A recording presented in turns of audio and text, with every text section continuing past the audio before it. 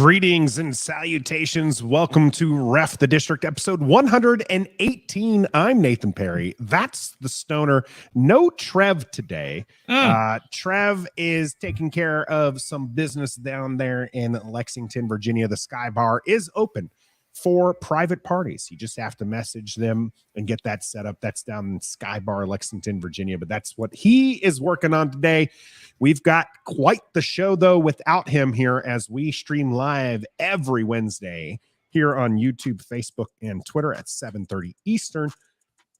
Episode 118 is going to be a banger there for you on those platforms and on your favorite audio platforms afterwards. Just make sure you check those out wherever you can get your podcasts. Here in the cool down, we're going to have our final mock draft, as the draft is tomorrow. And while we will be doing a live show tomorrow, we're going to be giving you one heck of a show today with that mock draft there in the cool down. For the game, we are joined by Commanders NFL analyst Logan Paulsen is going to join us and give us some of that inside skinny on where the Commanders might be going for 16 or what they're looking at here in the draft. In the warm-up, brought to you by Don't Sleep Energy, we're going to be talking about the Chase Young fifth option officially being declined. Team came out and said that they will not be taking that fifth-year option for Chase Young. We'll talk about that. And then Anthony Richardson is getting some buzz with the Commanders, as it happened to be kind of put out there by Albert Breer that Matt Hurney has advocated for Anthony Richardson. All that's coming up here on your Don't Sleep Energy, the warm-up.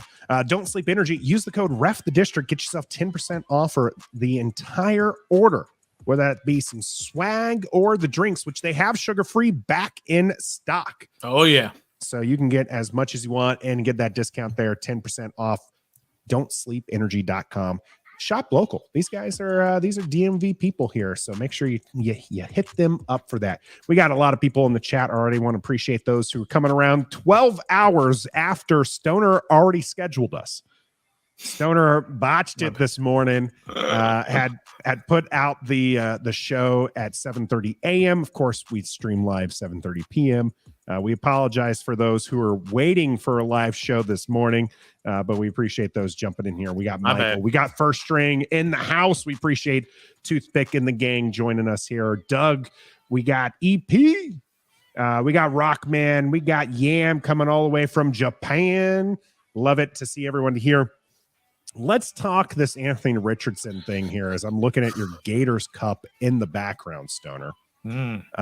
You also advocate for Anthony Richardson, formerly known as AR-15. Why do you advocate for him, and do you think that there's any truth to Hurney being somebody who advocates for him here for the burgundy and gold? No, I don't think there's any truth to that. That's just a bunch of lion season type information. He's trying to maybe get somebody to move up with Washington. That's the only thing I could think of. If Anthony Richardson starts falling and start getting close, then Washington maybe wants him. Maybe we'll have to move. I don't know what. See, that part I never really understood, right? Because if you think Washington wants them, you're not trading with Washington. You're trading with the people ahead of Washington.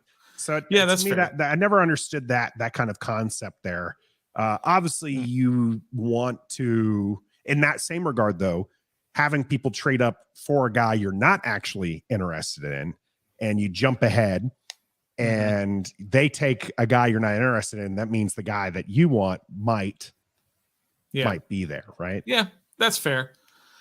I don't know what's going on behind the scenes with Marty Hurney and all these other guys. I mean, it's absolute complete lion season. The things that they're doing to some of these guys, though, like the CJ Stroud's leaking his S2 score just so maybe he'll drop to somebody at 9 or 10 or something in that area. Some of those quarterback starved teams are hoping that he'll fall that far, so they start leaking bad information, or they start leaking good information on Will Levis because they don't want to have that choice. They don't want to be left with that choice. Yeah, Of let's saying, have more "Oh, good Will Levis information come out. So Yeah. I don't see his name at 16. This is a Mac Jones situation from a couple years ago. I agree. Where people were like, oh, Washington can take Mac Jones. And I was like, please, for the love of goodness, do not take him.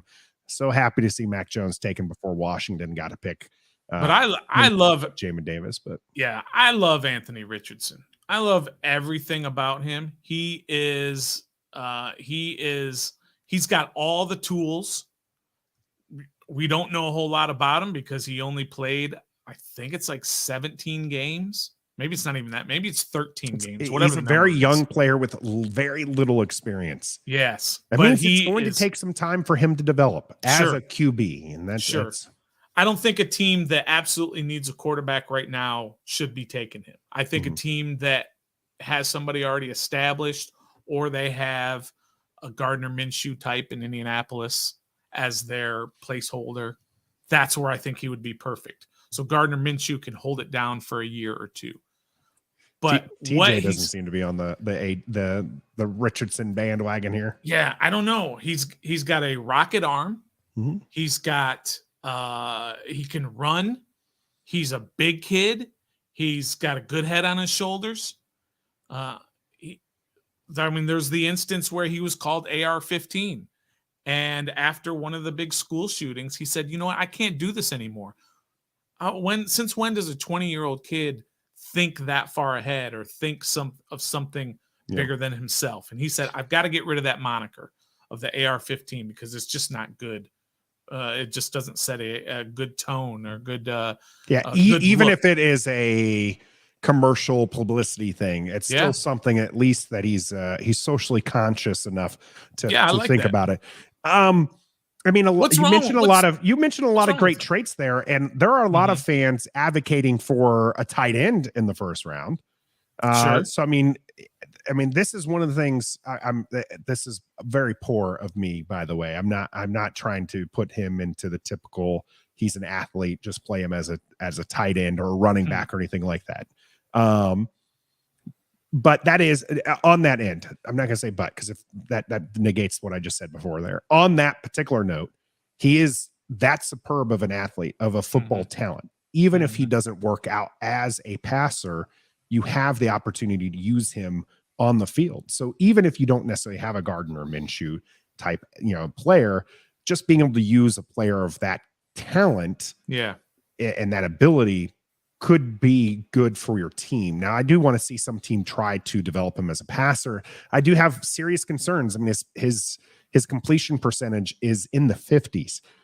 Sure. It's very, very rare. It's very, very rare that you see a college quarterback elevate their completion percentage. I have seen it, but you're right. It's rare. Yeah, it's rare. It's kind of like usually how anytime somebody points out a Tom Brady, those are the albatrosses. Those are not the ones who you typically see. So, but I mean, with that, he's young and he's got a lot of QB is one of the positions that benefits from a lot of reps. He doesn't have a lot of reps, and so if he's there at 16, I would cringe at the selection. He's there at 16. I am screaming at the Martys and Ron to run his name up to the podium. I don't think he'll be there at 16, but if he's there at 16, it's where I'm at with spoiler alert for our mock draft later. It's kind of where I'm at with Bashan Robinson as well. It's just like, if that's the selection at 16, I'm going to cringe. I'm not going to necessarily, I'm not unhappy with it because that's a talent. That's a superb talent, but just not where I would have gone. So. It would be really weird. It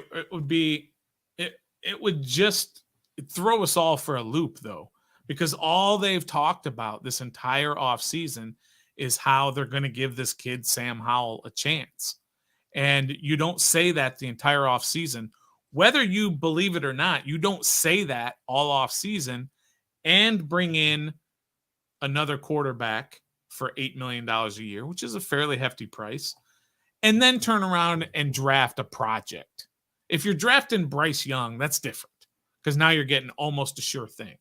And I think CJ Stroud is also pretty much a sure thing. But you don't draft a project when you've already got a project on your roster that you've told everybody you're building around. So I don't think that is going to actually happen, even if he is available. I'd love for it to happen, but it would make my brain explode thinking that Sam Howell is already there. But I love everything about Anthony Richardson. I think he's going to be a star. I don't like to compare other players to other players, because for every player you can compare him to, you can always bring up the exact opposite. Sure. But to me, he is exactly what Josh Allen was coming out of Wyoming. We didn't know a whole lot about him. We know he was a big, strong kid who, as Toothpick, I'm assuming that's Toothpick in at first string there, said couldn't hit the water from the ocean. That was Josh Allen coming out of Wyoming. He was still picked top 10, and his first year, he still couldn't hit water from the ocean, Josh Allen. But he developed. He kept developing, and he had great coaching with Sean McDermott and who's the dunk in the Giants now, the head coach for the Giants. Dabo? Yeah, Dabo. He had great coaching, and that developed him into the quarterback that he is today. So in the right situation with the right coaching, I think that's what Anthony Richardson can be, is Josh Allen. The Josh Allen one, I think, is where a lot of teams kind of want to hit, right? They want to find these diamonds in the rough. And you're right. Josh Allen, 56%, completion rating there in Wyoming at college. Yeah. The bigger difference, though, is that's over the course of 27 games. Sure. He had more experience. Nearly 650 passes. So yeah, I'm not trying to say that it's exactly the same, that he's exactly the same person. But what I am trying to say is that there are times there are guys you can compare him to who have succeeded. And when Allen came out, Allen was not an accurate passer, but he was big, strong, athletic, had all the talent, and he developed. And that's what I think Anthony Richardson could be. There's 100 quarterbacks in the last 20 years that had all the talent that Anthony Richardson had, maybe not all the talent, but had a lot of the same talents, same attributes that didn't work out as well. So I get that. But the scouts have looked at him, and they have decided he's going to probably be a top 10 pick. And if I was that team, it would have to be a team to where he's not starting right away. It couldn't be a team like Houston, because in Houston, well, maybe not Houston's not the right one too, because Davis Mills is pretty good. But I mean, he's fairly good. He's got the same stats as Justin Fields. He's saying. Okay. Anytime I bring up those stats, because I ask what would be a successful season for Howe that you'd keep him, I give Davis Mills stat line, and they're like, no, you got to move on from him. It's like, that's where Davis Mills is. Right. But I mean, I liked him. I thought I wanted Davis Mills as a 4th rounder or 5th rounder the year that he was coming out. You can't be a team like Carolina. Carolina has the number 1 pick. Bryce Young is going to get drafted there, and Bryce Young is going to play day 1. Game 1, preseason game 1, regular season game 1, Bryce Young will be the starter.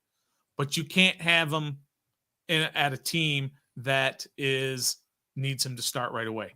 I think somebody just kind of put a little bit in there about Aaron Rodgers and Favre.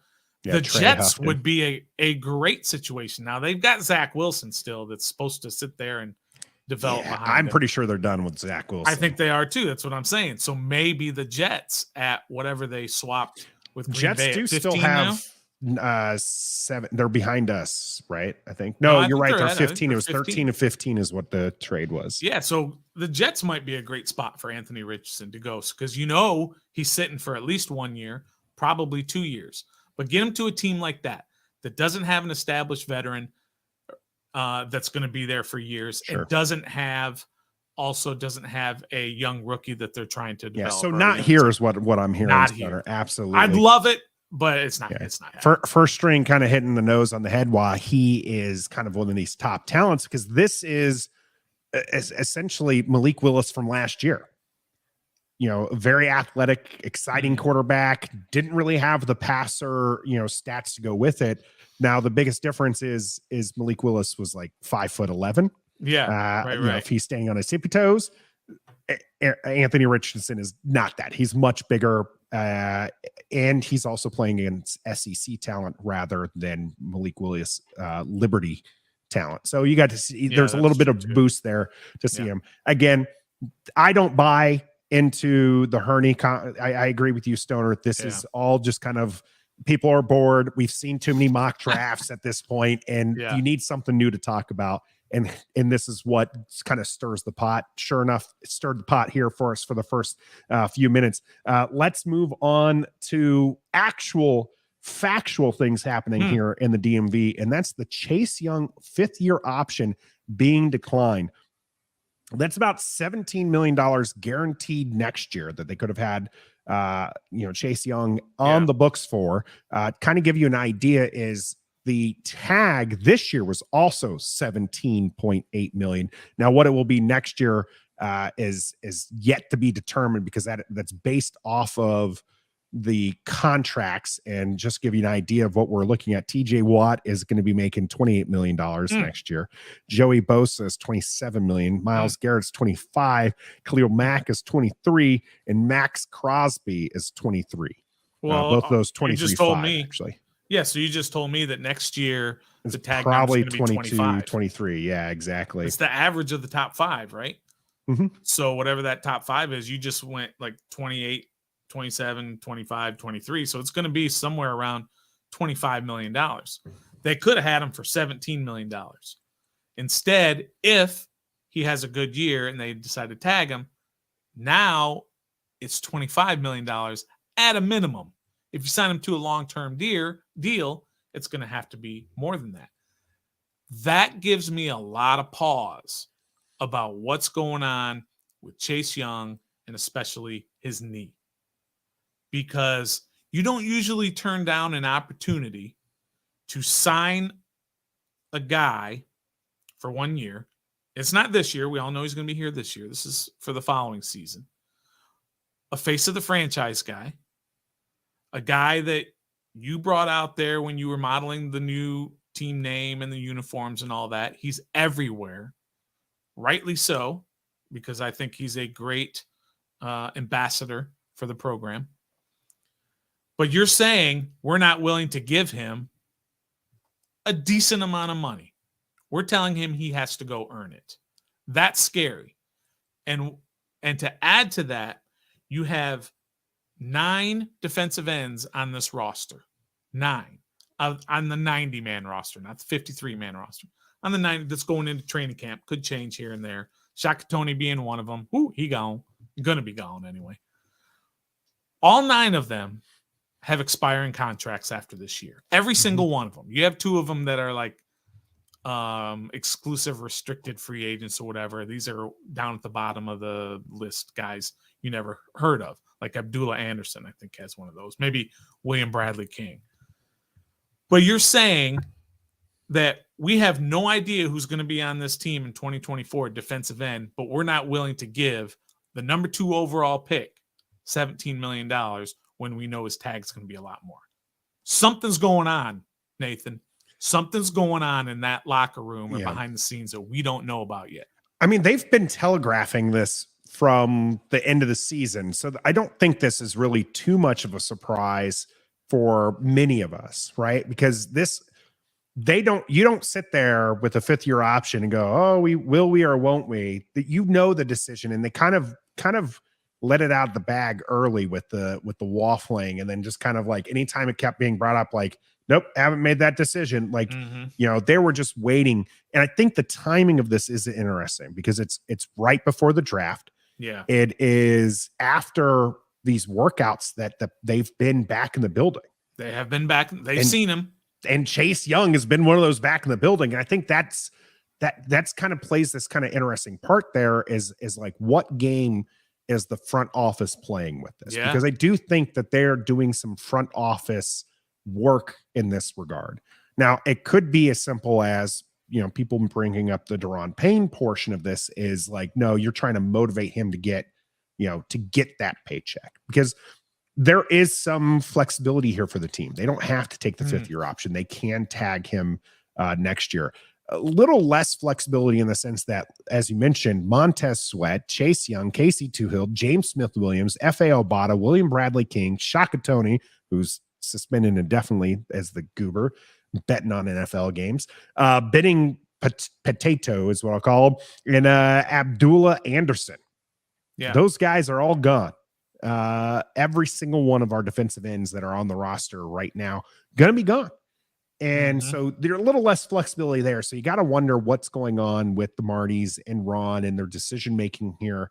It seems like maybe they are trying to motivate Chase Young, but also now does this also tip the scales towards, are they looking to potentially trade him? Or is this, are we going to see a defensive end taken early? Because again, pass rushers, we know they're going to take a defensive end, but how early are they? Yeah. I've been advocating for a second round one, and people think I'm absolutely nuts. I would, if there's the right one at 16, I'm taking a defensive end at 16, and people are like, well, he's not a need right now. It's like, no, but neither was flipping Mathis last year, and you took him in the second round. Yeah, that's right. But I don't know. I know a lot of people think that he's going to be traded, which I don't understand how you want to trade. I don't know how you're going to get a trade for Chase Young, who's coming off of all the bad part of his career, not the good part.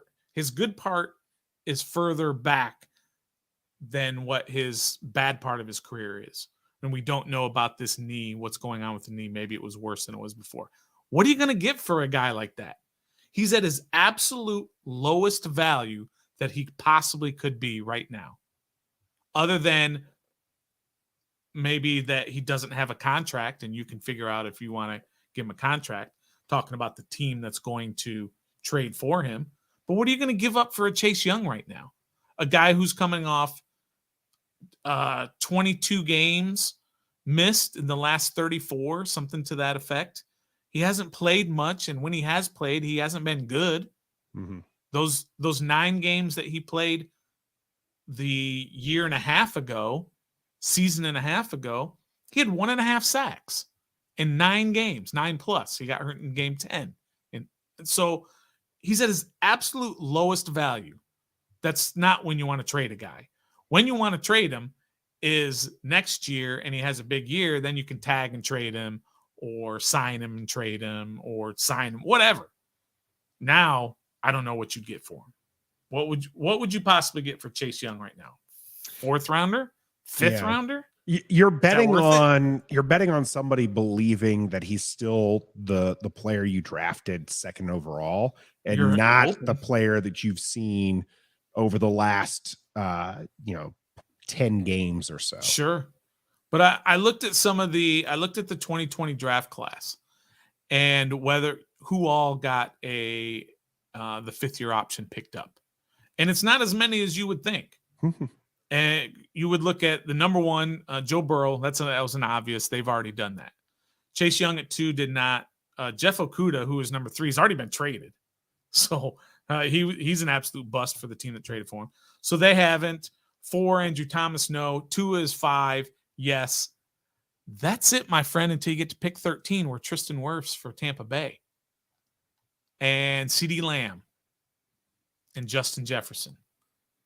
That's it in the 1st round. It's like 5 guys. So no far, Herbert they have there? until next week. Who's that? Did you not say Herbert? Herbert has not had it picked up yet. I think they're trying to work on a long-term I think that's deal. a long-term deal waiting and to you've happen, got and you've got till next week. You've got till Tuesday, I believe. So all these guys could still have their 5th-year option picked up. But not many have. Justin Jefferson, Joe Burrow, Tua, and who was the other one I said? I think it was another receiver.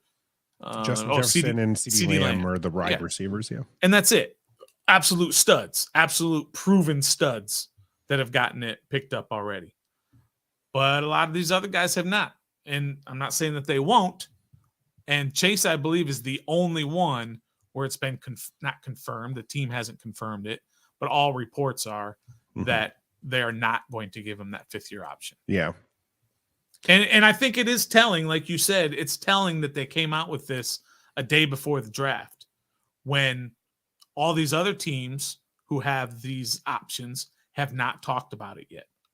When you're talking about those guys at the top, the Andrew Thomas for the Giants, they haven't talked about that either way. So I think that's all pretty interesting. Yeah. Gus Bus saying Andrew Thomas got his 5th year picked up there. NFL says they don't know, but you could be right. Nikki J was the first one to tweet out this morning that the Commanders are not going to exercise defensive end Chase Young's 5th year option per sources. Yeah. And Albert Breer was the one who brought it up, saying Young's knee surgery was very extensive. And it'll be interesting to see how he plays how that plays into his future. But I imagine this prompts teams to make exploratory trade calls to Washington this week. And that's kind of where we're going with this, is like, the timing of it, which is kind of right before the draft. Is this where somebody offers, some picks this year to see if Chase Young is that man, that person? But as John Keim pointed out, and I pointed out earlier, John Keim says Washington's decision to not pick up Chase Young's 5th year option wasn't surprising, nor does it signal the end of his time in Washington. The Commanders don't seem inclined to try to trade him before or during the draft. That's coming from John Keim from ESPN. It doesn't signal the end of it, Nathan, but it ain't a good sign for his time here. It's the light in the end of the tunnel has a foghorn attached to it. That's right. Watch out.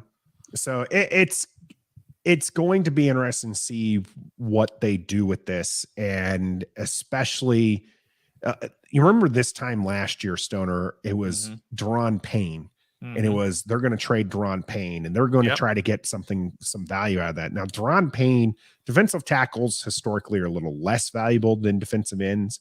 Deron Payne had an excellent season, and he got his paycheck.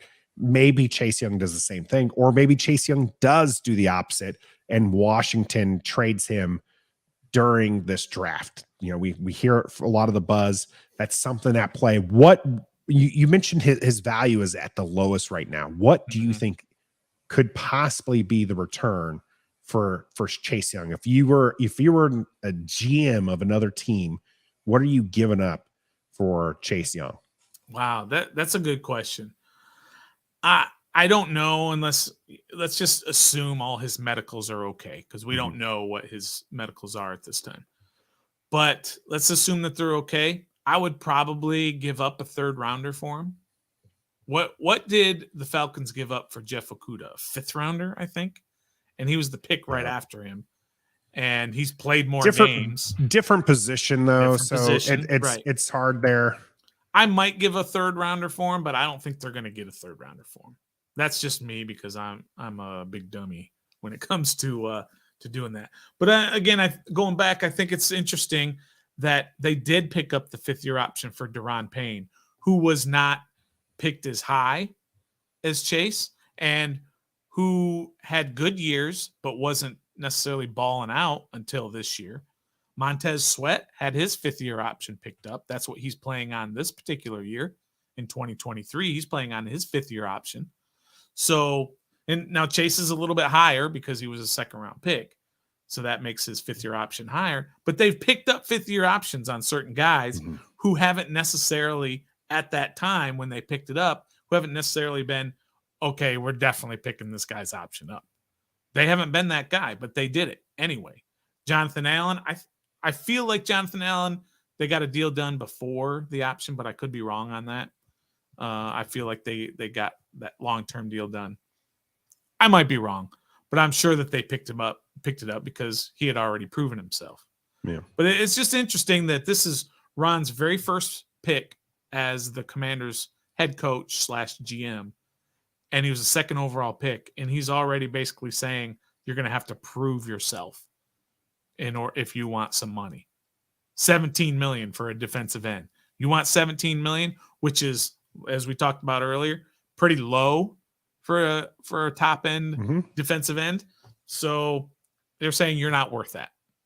And that's very telling to me. Very telling. Yeah, it's going to be a little interesting. You mentioned the Cuda trade, which was a 5th-round pick for that one, and I mean a lot of other people go to Bradley Chubb as a pass rusher that the Denver's former 1st-round pick that the Denver Broncos traded away for a 1st-round pick this year that they got. So that was kind of a not a pick now, but a pick later type deal. So I just don't know. Bradley Chubb was a different player. It still had, and a lot of people are like, well, he was injured and all this other stuff, but he still had quite a few years under his belt at this point. So he was playing at a level, and he did miss a couple of years from injury, or several games from injury. So I wouldn't quite go the same way. I don't think you're going to get a 1st-rounder out of him. I think a 2nd would be a stretch. So I do think you're right there. You're looking at maybe a high 3rd as being your best bet in that regard. Somebody had mentioned a 30, the Houston with the 33 overall pick here. Gus Bus here. Thanks for this one. Why wouldn't Houston give up number 33 for Young and focus on offense with their first two 1st-round picks? That's a potential option. And so you never know what is going to happen when it comes to that. So I don't think that they're looking. I agree with John Keim here. I don't think that they're going to be looking to trade, but they at least want to. I think they're fielding phone calls. At least they're going to. Sure. They're at least going to open up the lines to see who's going to give it, but they won't just give it away for anything. Yeah. Yeah, I think it's going to be very telling these next couple of days, even leading up to that 5th-year option deadline on Tuesday. Who knows? They might just change their mind. I doubt it. But it's going to be interesting. And, of course, being that he was a 2nd-round pick, second overall pick, that if he does leave at the end of his 4 years, then there is a compensatory pick of probably a 3rd-rounder. I think that's as high as you can get. If he gets signed to a big enough deal, yes, it would be. Yeah. So I think that's in play in how you're deciding to figure out which way they're going to go with the pick. So it's interesting. It's all very interesting. You should check out the polls that we did on Twitter and on the community. I'm gonna while you're doing that, I was actually about to bring that up. I know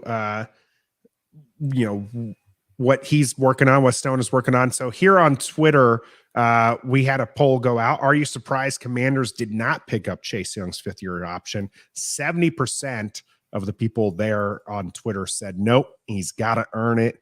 29% saying that yes, they will regret it. That's off of 106 votes. Our community poll here on YouTube, 165 votes so far. 78% said, the question there a little changed. Thanks for that, Stoner. Are you okay with the Commanders not picking up Chase Young's 5th-year option? 78% said yes, you're okay with it. He's got to earn it. 22% saying nope, Washington botched it. Let's go to the comments for this as well. Al Capone, who I know is in the live chat right now, saying even if he becomes Reggie Jackson, one player doesn't win Super Bowls. Neil says, I want the Bears to trade 9 for 16 and package it with Chase. Interesting take on that one. Starface, they're going to trade him tomorrow, draft night, and the team we trade him will pick up the 5th-year option. That is actually, I guess, an option that is on the table, is that if a team takes Chase Young during draft, they have the option to pick up the 5th year. I don't know necessarily that they would. Maybe they would, just to be able to try to get, again, 2 years of a young talent, see what that is. So, that'll be interesting. So, it was actually... Shout out to Starface jumping in right as I read the chat for him as well. Thanks, or for them as well. Thanks, Starface, for that.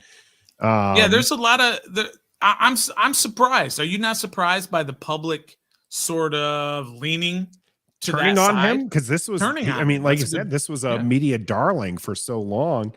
and a lot of love. I do think most of our fan base is kind of turned towards him and thinking that he is closer to being a bust than he is a star player. And I think that's interesting. I know it's two seasons removed from his defensive rookie of the year season, so it's hard to remember that far back, but he was such an impact player back then. So I really thought it'd be a little bit closer, especially how beloved Taylor Heineke was here in Burgundy and Gold. Right? You'd think that a player like Chase Young, but that could be expectation management. You know, when you're the guy who just got off your sister's couch to win a few games, right? You know, people are going to love you. But when you're the number 2 overall pick, you got to be able to perform at a higher level. So, yeah, all good points. All good points. Yeah.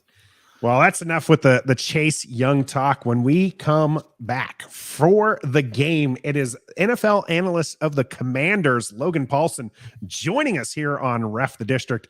Stay tuned for that. The game is brought to you by Pacers Running Stores. Pacers has 5 stores in Northern Virginia and DC.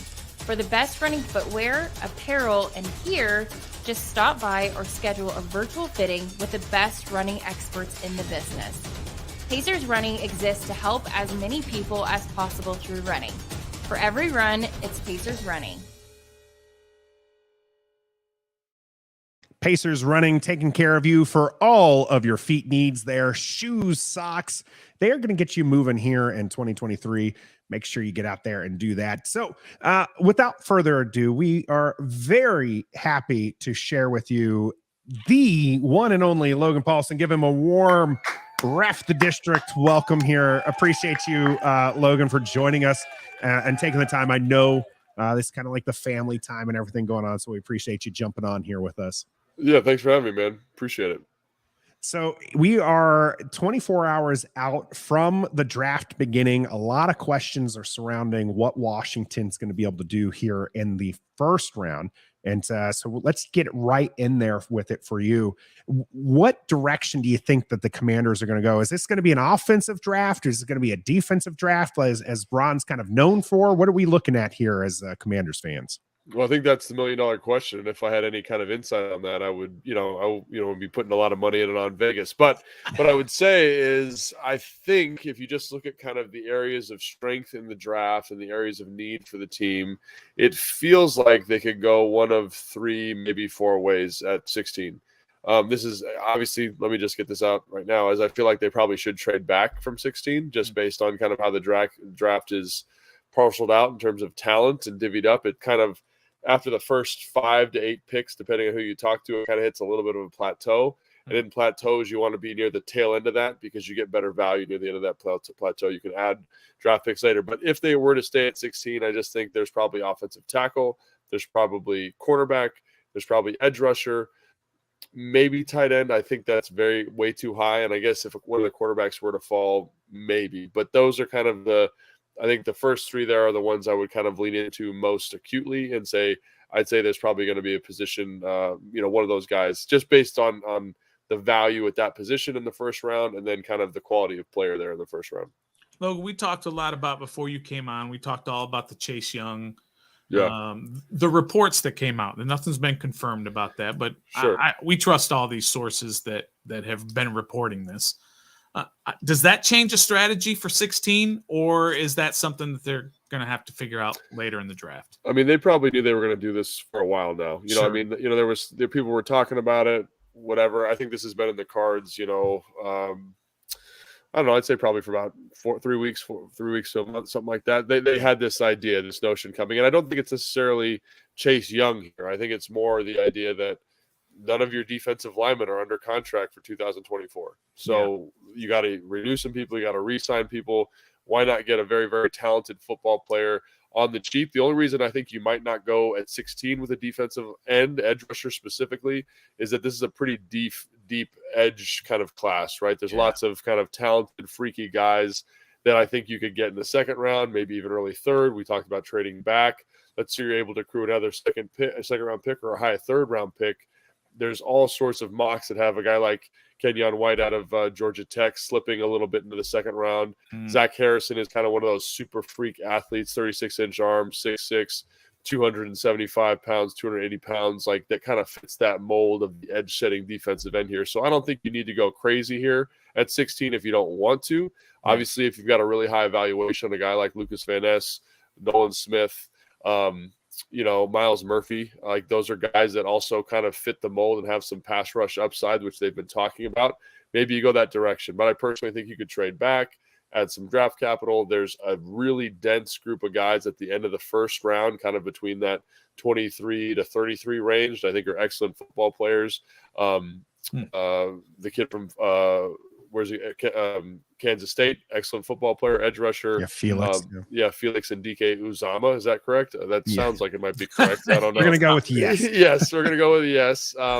Will Anderson is Will McDonald, the fourth is an excellent edge rusher too, with a lot of pass rush upside. So, BJ Ojolari, another guy from LSU that kind of would be in that same range. So don't need to do a lot of reaching here unless you really, really value the upside of a Lucas Van Ness, the power, the athletic profile of a Miles Murphy, or that kind of freaky speed of Nolan. So you mentioned in the kind of your opening salvo there, offensive tackle. That's something I've been getting kind of beat up with our viewers. Why is that open to take a tackle? Because even though maybe people aren't as happy with Leno, you have Leno for at least a couple of years. You just signed Wiley to be your right tackle. So where does a tackle at 16 fit in? That's an excellent question. And I think, your fans, Wiley came into the NFL as a guard. And I think one of the reasons you sign a guy like Wiley for decent money, but not top tier tackle money, is because he does give you some flexibility in the draft, right? So let's say I want to draft a guard, not at 16, but let's say, Steve Avili out of TCU is available when I pick at 48. I think he's an excellent football player. He can play left guard. Wiley can play right guard. Let's say I'm at 48 again, and DeJuan Jones is available, the big tackle out of Ohio State. And I think he's an excellent football player. He's got a really high upside, maybe the highest upside in the class. He can play right tackle, and Wiley can play left guard. And so he just gives you some flexibility to get your best five out there, regardless of the direction you go with the pick. So I think that's one of the reasons why I think, they've done an excellent job this offseason is they've gotten some very talented football players, Wiley, Gates, guys. They're good at what they do, but they also are good at kind of multiple positions. Gates can play guard, center. He's played a little bit of tackle in his career. And then Wiley, obviously, with the guard tackle combination there as well, and playing both guard spots, right and left. So it just gives you some flexibility, get your best five out there, cover up if Chase Roulier is not back, or Tyler Larson's not available for the start of the season. So I think all those guys, it just lets you put your best five out there. And I think that's something that the fans need to understand, is that I think that's a good job by the staff here in the personnel department of putting themselves in a good position for this draft tomorrow. Yeah. Logan, I want to get away from the draft here real quick and sure. talk a little bit about your career. You played 7 years in the NFL, five of them for Washington? I played 10 years in the NFL. I think I was 1 year on IR, right? And then 1 year where I was not active for any game. So they're not accrued seasons. They're not accredited seasons. They're accrued seasons. So I hate to correct you, but I'm going to call 10 on that just for fun, just for the heck of it. That's actually big, right? On the implications for that is so a 10 accrued seasons is a better benefit package. It's better everything. So I'm just gonna. Hey, I love it. He doesn't want to get it out there that there's only 7 seasons. Yeah, let's stop that right now. Yeah, okay, done. Edit off at the pass. But what I wanted to ask you about that is obviously you played for a lot of different head coaches, Shanny, John Fox, if I remember right. Yep. Kyle was your head coach once, right? Yep. And kind of what I'm wondering is, do the head coaches, do they set the tone in the locker room, or is the locker room tone set by players? That's a really good question. I think it depends on the coach. Obviously, I think, you didn't mention him, but one of the best leaders that I played for, was Dan Quinn in Atlanta when I was there. He just was a guy who I thought really understood the importance of relationships at the NFL and really did a good job of building a culture. And he empowered players to be leaders. He recruited and drafted and signed specific types of players that he felt fit that culture. And that was a really big part of his process. And then you go to like Mike Shanahan, for example, who was a player's coach, trusted the players to kind of establish the leadership protocols themselves. And that, I will say, that roster in 2010 when I was here was a much older roster than the team I was on when I was in Atlanta. So I think, understanding the type of team you have, I think also reflects and kind of dictates your coaching philosophy towards leadership. And I think, it just kind of depends on the coach, really, and the types of guys you have in the locker room. So, that's not kind of a wishy-washy answer, but I think it depends, And was 2012, was that awesome with RG3 and the 8 game? Was it 8 games in a row?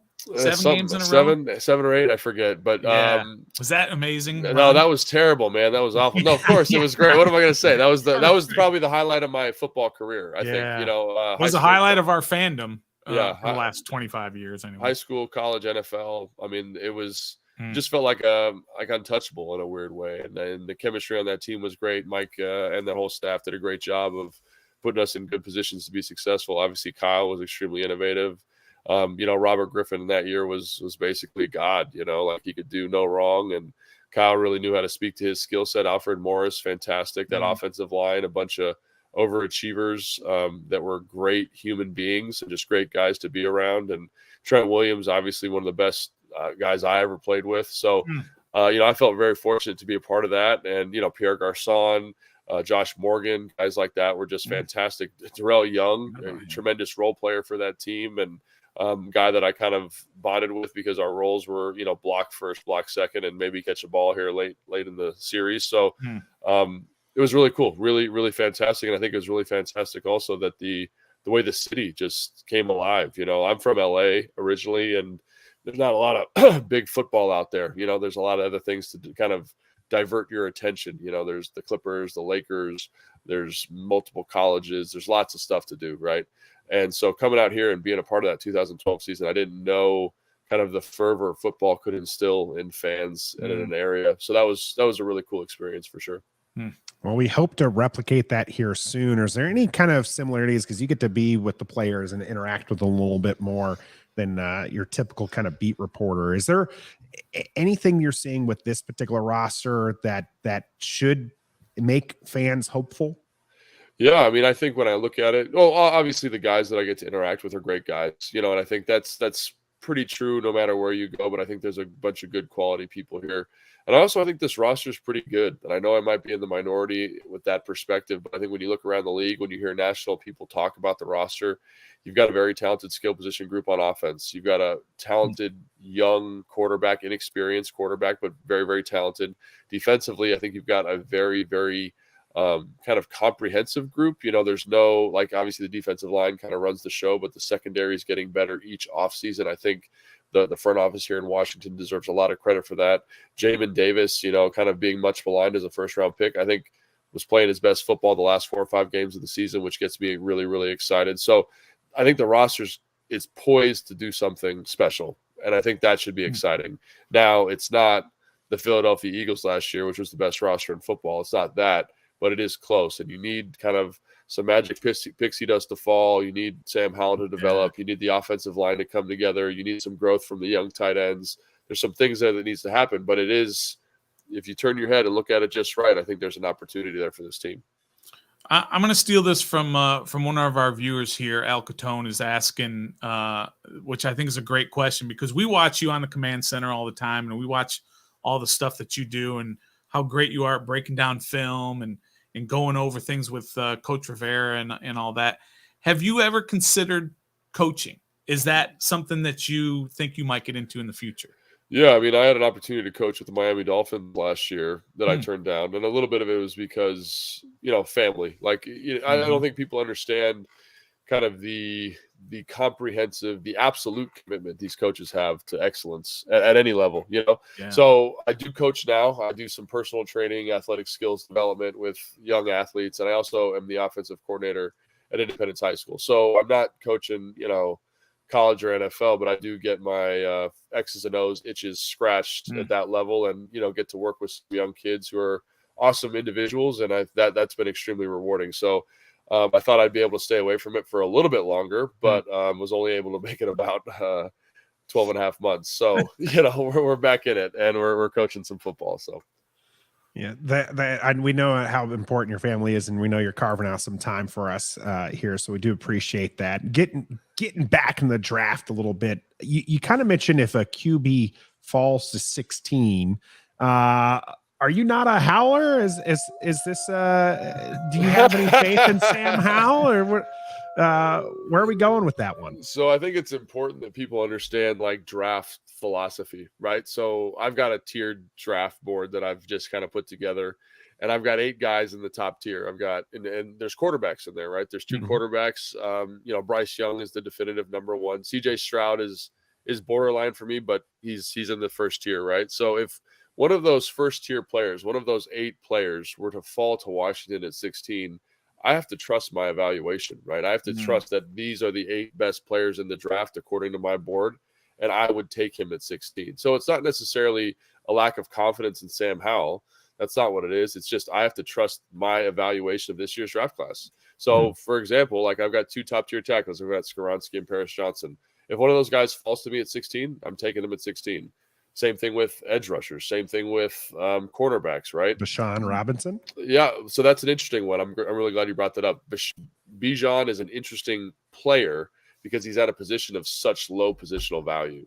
So I am of the mindset, and this is becoming more popular, but it's not super sexy this year. I don't want to take a running back in the first round.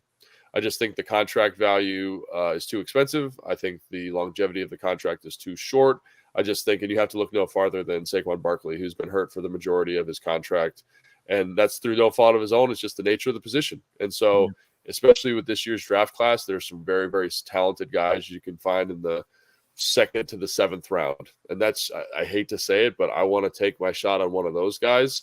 And I think Bijan's going to be an excellent professional, but the value in the first round just isn't there for me the way it is at tackle. And I think there's an analytics way to look at this, right?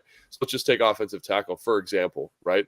You're going to pay a good left tackle $27 million. That's the top at the position. I get that guy for $5 a year for 5 years. Beautiful. Right? I'm saving $22 million a year on that player. With a running back, the discrepancy is not that much. I think the highest paid running back is like $12 million or something like that a year. And so I'm going to be paying him $5 million a year for, it just doesn't, the math doesn't work out. I think there's better value at other spots. And so that's kind of the way I look at that with Bijan specifically, and also with tight end, and it's probably blasphemy for me to say that, but I kind of feel that way. Like, especially this year, like everyone's saying Dalton Kincaid, the value is just not there for the position. Safety's the same way. So, Logan Paulsen's draft board is edges, offensive linemen, corners this year, receivers kind of down, but those are kind of the big 3 spots for me this year. Are any of those 8 guys worthy of moving up? That's a great question. That's a really good question. I think the Jalen Carter to me is interesting, in terms of players to move up for. Obviously not for this team because of the financial investment they've got in the defensive tackle position. It just wouldn't be sound process. And also Bryce Young would be another guy that I would consider moving up for. Moving up to 1, probably a little bit steep, but those are the 2 guys that I think are something more, right? And what I mean by that is like they have a ceiling that could potentially develop into something akin to like a Pro Bowl style player. You know what I mean? So those are the only guys. Everyone else, there's big question marks around for me. And so the answer is no. I wouldn't trade up for anybody else but those 2 guys. And obviously both those guys, the Washington's not going to trade up for either one of them because of how the roster is constructed. So Washington has 3 picks in the top 100. And I feel like the top 100 is kind of where you get your impact players. Sure. Is there anybody that you're looking at or kind of positions that you're looking at to fill at 47 and 97 for the team? Yeah, I keep saying 48 because the damn Dolphins screwed up that pick. So 47, yes. 47. It really depends on how the first round goes. Obviously, I'm probably looking tackle in the first round. I just have this feeling because I've only got 7 tackles kind of in the first 3 tiers for me. And so I think they're going to go quick. So I want to make sure that I get one of those guys just because I think, again, like the value's there at the position. So if that's the case, quarterback in the 2nd round, like I would die if Emmanuel Forbes was there. Like that would be fantastic. Julius Brents, big athletic freak out of Kansas State, kind of in the Benjamin St. Juste mold. I'm not as high on Keely Ringo. I like what is it? CJ Turner from Michigan, the little quarterback. DJ. Thank you. Yep. DJ Turner from Michigan. So, those types of guys, I think I would be excellent. And if you pick up another second round pick, I'd probably see if there's a center guard floating around. Steve Avili in the second round, I think would be fantastic. Cody Mock, I love him as a football player. Tillman out of Wisconsin, the center there, really good. And then if you're looking for like a Buffalo nickel type player, I'm probably looking at Sidney Brown. I think I just loved his film. Like he's from Illinois. He's in the same backfield as Witherspoon, and he plays in the box. He plays nickel corner. He plays safety, and he is rocked up, and he's ready to freaking party when it comes to tackling the ball carrier. So I love that. I love that in the nickel. I don't know if he fits the mold here necessarily because he doesn't have the longest arms in the world. So they're like Antonio Johnson, I think is the kid's name from Texas A&M. He's the guy that maybe fits their style, that Cam Curl, that 6'3", 200-pound, 33-inch arm type of guy, who can match up a little bit better with tight ends. But those are some guys in the second, third round that I think are interesting. Sam Laporta at tight end, awesome football player. Probably won't be able to get him after 47, I don't think. Yeah. But that's a guy that I find really interesting. And then edge rushers, I mentioned Keon White. I think he would be awesome here from a stylistic fit. And then, those are some names that just come to mind right now. I'm sure there's more that'll come to me as we talk. But yeah, awesome. Well, what are you doing for the draft tomorrow? Do you have team obligations? Or I do have some team obligations, which is how you want it. You want to be working for these big events. So we've got for the Command Center, which is on YouTube, we have a show pre-draft that's about 30 minutes long where we'll kind of intro some more picks, kind of potential picks for the team, introduce some more players. Just a preview, we're going to be talking about Drew Sanders. Yeah, Drew Sanders out of Arkansas, an interesting prospect, kind of edge rusher, off the ball linebacker, hybrid guy. Talk about him a little bit in the show. And then, we have 30 minutes of content we have to fill during the first round, and we're going to try and keep that all around the Commander's pick. So, make sure you tune in for that stuff. Awesome. Yeah, it definitely seems worthwhile to watch. Maybe our fans will be doing a live show as well. Maybe they can split screen the two of us. There you go. Right. That'd be really good. Going back to some more personal history here for you. So you mentioned Trent Williams, the best player you've ever played with. Is there who would be, if not him, who would be the best player you've ever played football with? I've been very fortunate. In 10 years, you see a lot of football players, and played with Hopkins in Houston, played with Julio Jones, Matt Ryan in Atlanta, played with Jay Cutler, say what you want about him, but very good football. Grady Jarrett in Atlanta, also fantastic football player. Ryan Kerrigan, London Fletcher, all these guys were really fantastic football players. Yeah. Who else played with George Kittle in San Francisco? So I've been around some very, very skilled people and very, very blessed to see that. And so I think the thing that separates those guys is they're all physical monsters, in a landscape of physical freaks of the NFL. They're just kind of head and shoulders above. It's like when you're at a high school football practice and there's that one kid going D1 and he just is built a little different than everybody else. Imagine that guy in a land of just monsters. And so those are the guys that I think are pretty special from that standpoint. And again, like very fortunate to have played with some really, really good football players. So what about that tight end academy? They didn't have that when you were playing. Oh, it's fairly new. Yeah. So I got really cool to kind of reconnect with guys that I played with and stuff. And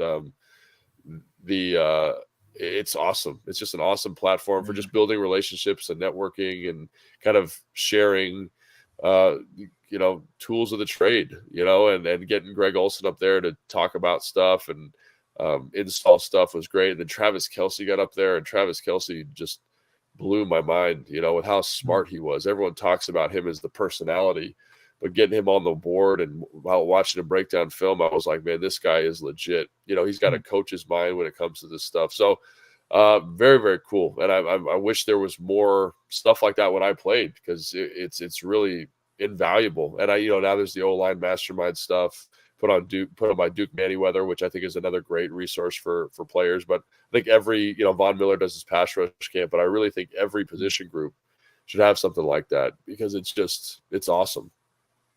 Yeah, the quarterbacks player would never do development it. is. They're too much divas. I just They want would my see that. QBs to be thrown to my wide receivers in the offseason. That's what I want to see. That'd be nice. So you mentioned the command center and the media team. You guys do some fantastic stuff there on the Commanders YouTube channel. On HBO, though, they have this program called Hard Knocks.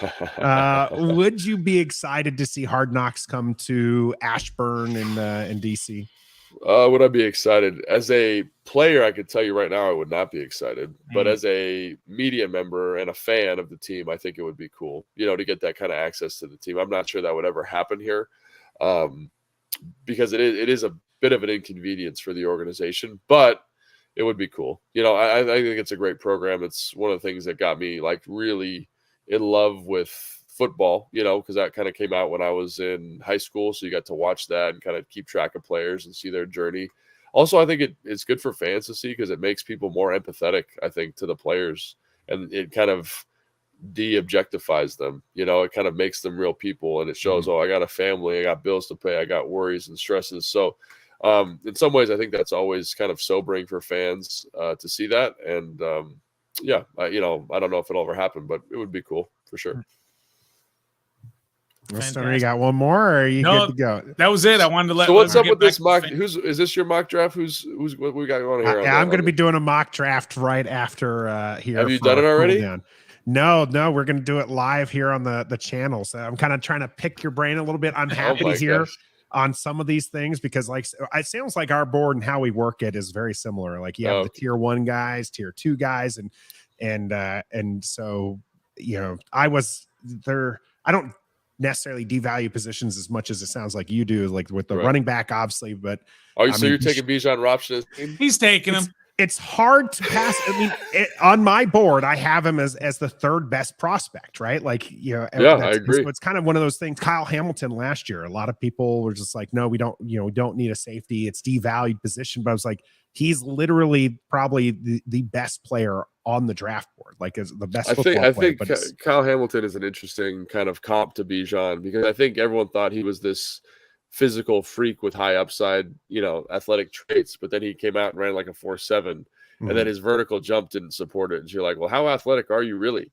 And then you kind of go back and watch the tape and you realize like you're just a box player, and there's nothing wrong with being just a box player. And I wonder if there's any kind of thought about that with the NFL teams, because Bijan didn't run this 4.3 40 that everyone thought he was going to run. I mean, he's a much better player than that time, and I don't think that time's slow, but it's interesting how that stuff affects prospects for sure.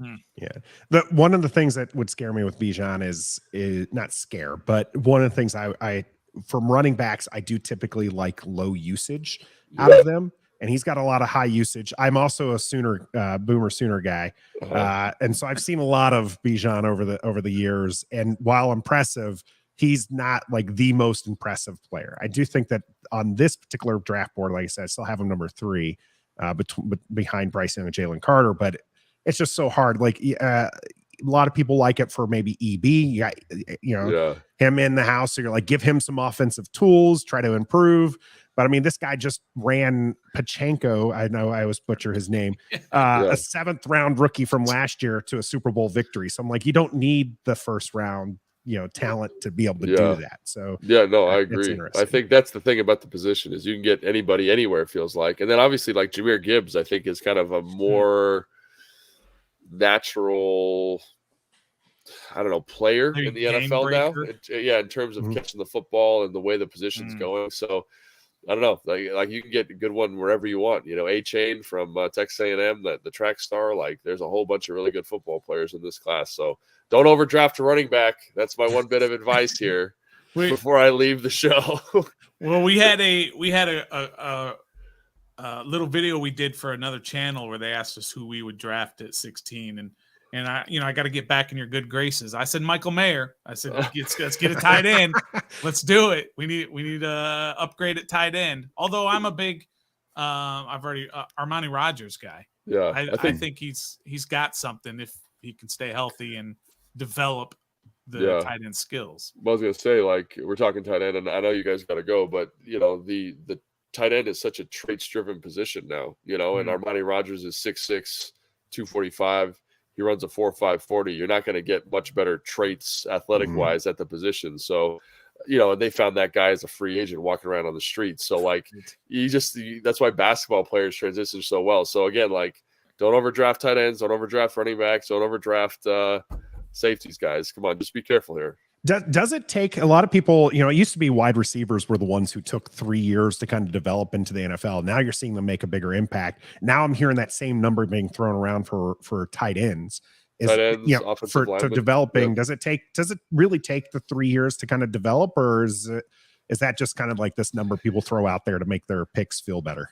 Yeah, I don't think that's true for tight ends necessarily. Like I think, everyone probably says, oh, Kyle Pitts didn't produce the way everyone thought he was going to produce. And I say like, that's probably a little bit malarkey because like it's usage. I think that's the other thing about the position. Like if the offense isn't designed to facilitate the tight end to be productive, then you're going to get one of like literally the most freaky athletic tight ends ever with kind of middling production just based on how the offense is designed. So I think that's another huge part about the position. Like when you have receivers, like they're every offense is designed to get receivers touches, right? Not every offense is designed to get tight end touches. So that's the other thing that I think needs to be kind of factored in this evaluation. It's so scheme and traits driven. It's like I can get a guy little like Cole Kmet in Chicago is not a great football player, but he gets 50 to 60 catches a year, just because they scheme up throws for him, which is great. Like that's how you should use a tight end. But I think that's something that fans like maybe lose a little bit of nuance on when they say, oh, this is the new shiny toy.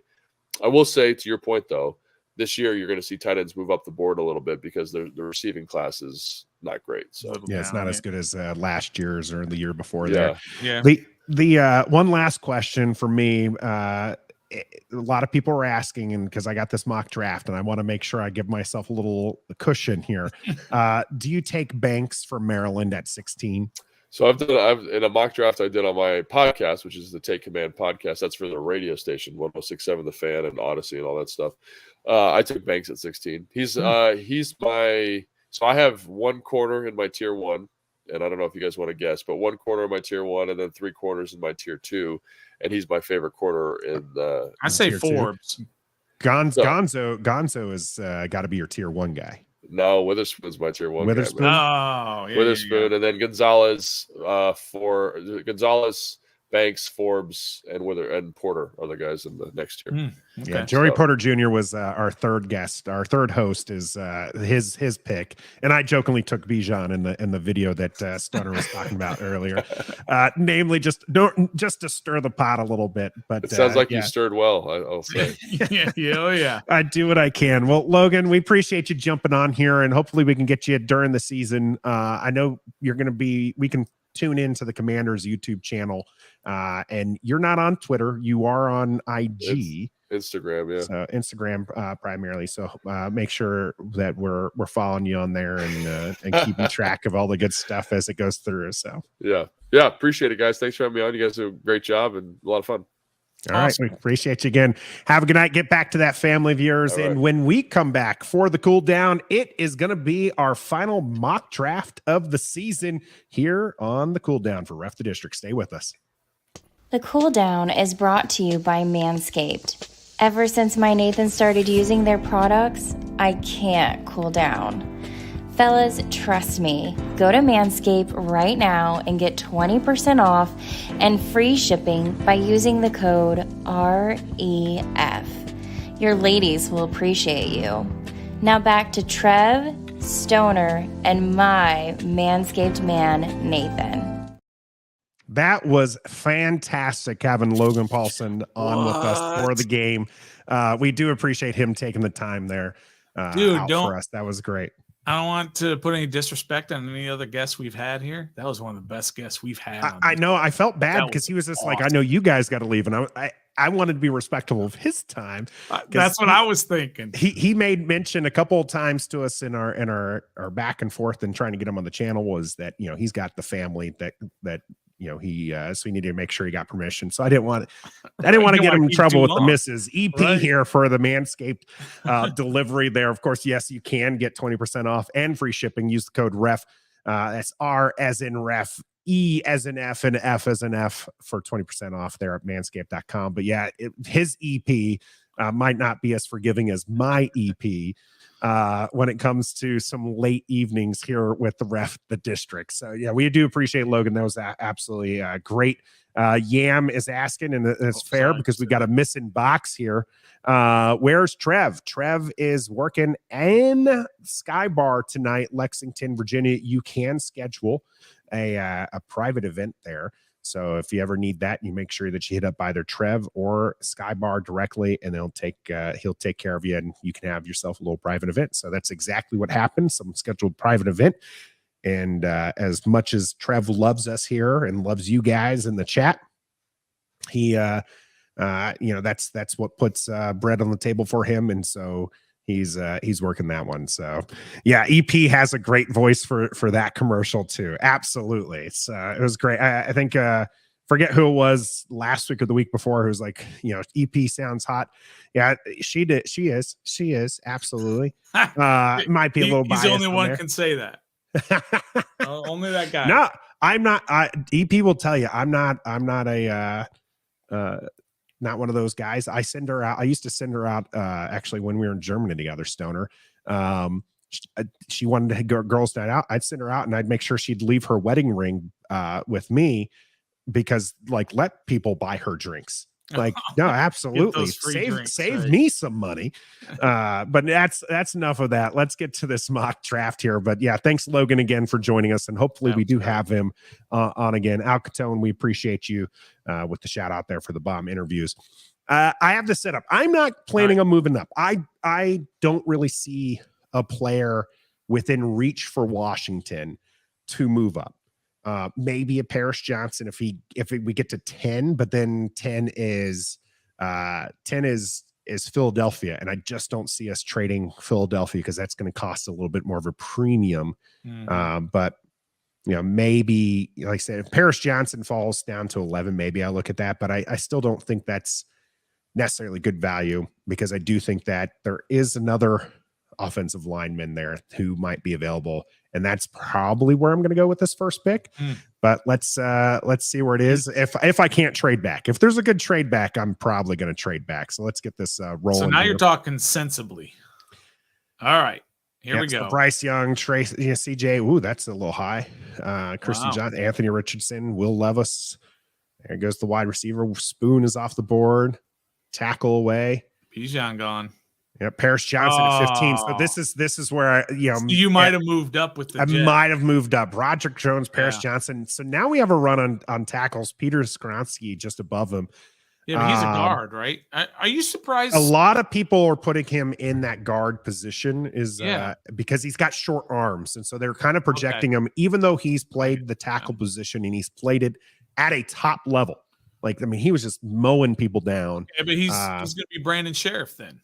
A lot of people think that he's just going to end up moving inside to guard, and I do think a pick 12 for a guard is going to be too high. You just don't take them that high. You got to try him out. I think at the Bijan going at 13.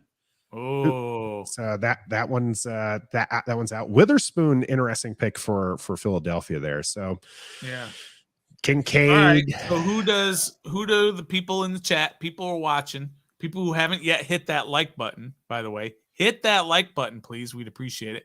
Who would you all take here at pick 16 with a lot of those tackles gone? Nathan, who are you considering right now? I'm right here with this Uptown Dre. A couple trouble people. Darnell Wright is available. Darnell Wright is right there. And so I am very tempted here. Uptown Dre with that one, Tommy T with it as well. It's the offensive tackles are available are Darnell Wright, and then you have Anton Harrison, which there's a slight bias there. Now I'm going to high it. There is Bijan at 13. Whether or not it happens, Bijan might be off the board by the time it comes here. I do think a lot of people are high on him, even if it is. Starface, I'm with Logan. You just can't take a tight end this high. There's several tight ends I love in the second round, though. So we'll see if there's one there. Gregory wants you to trade back.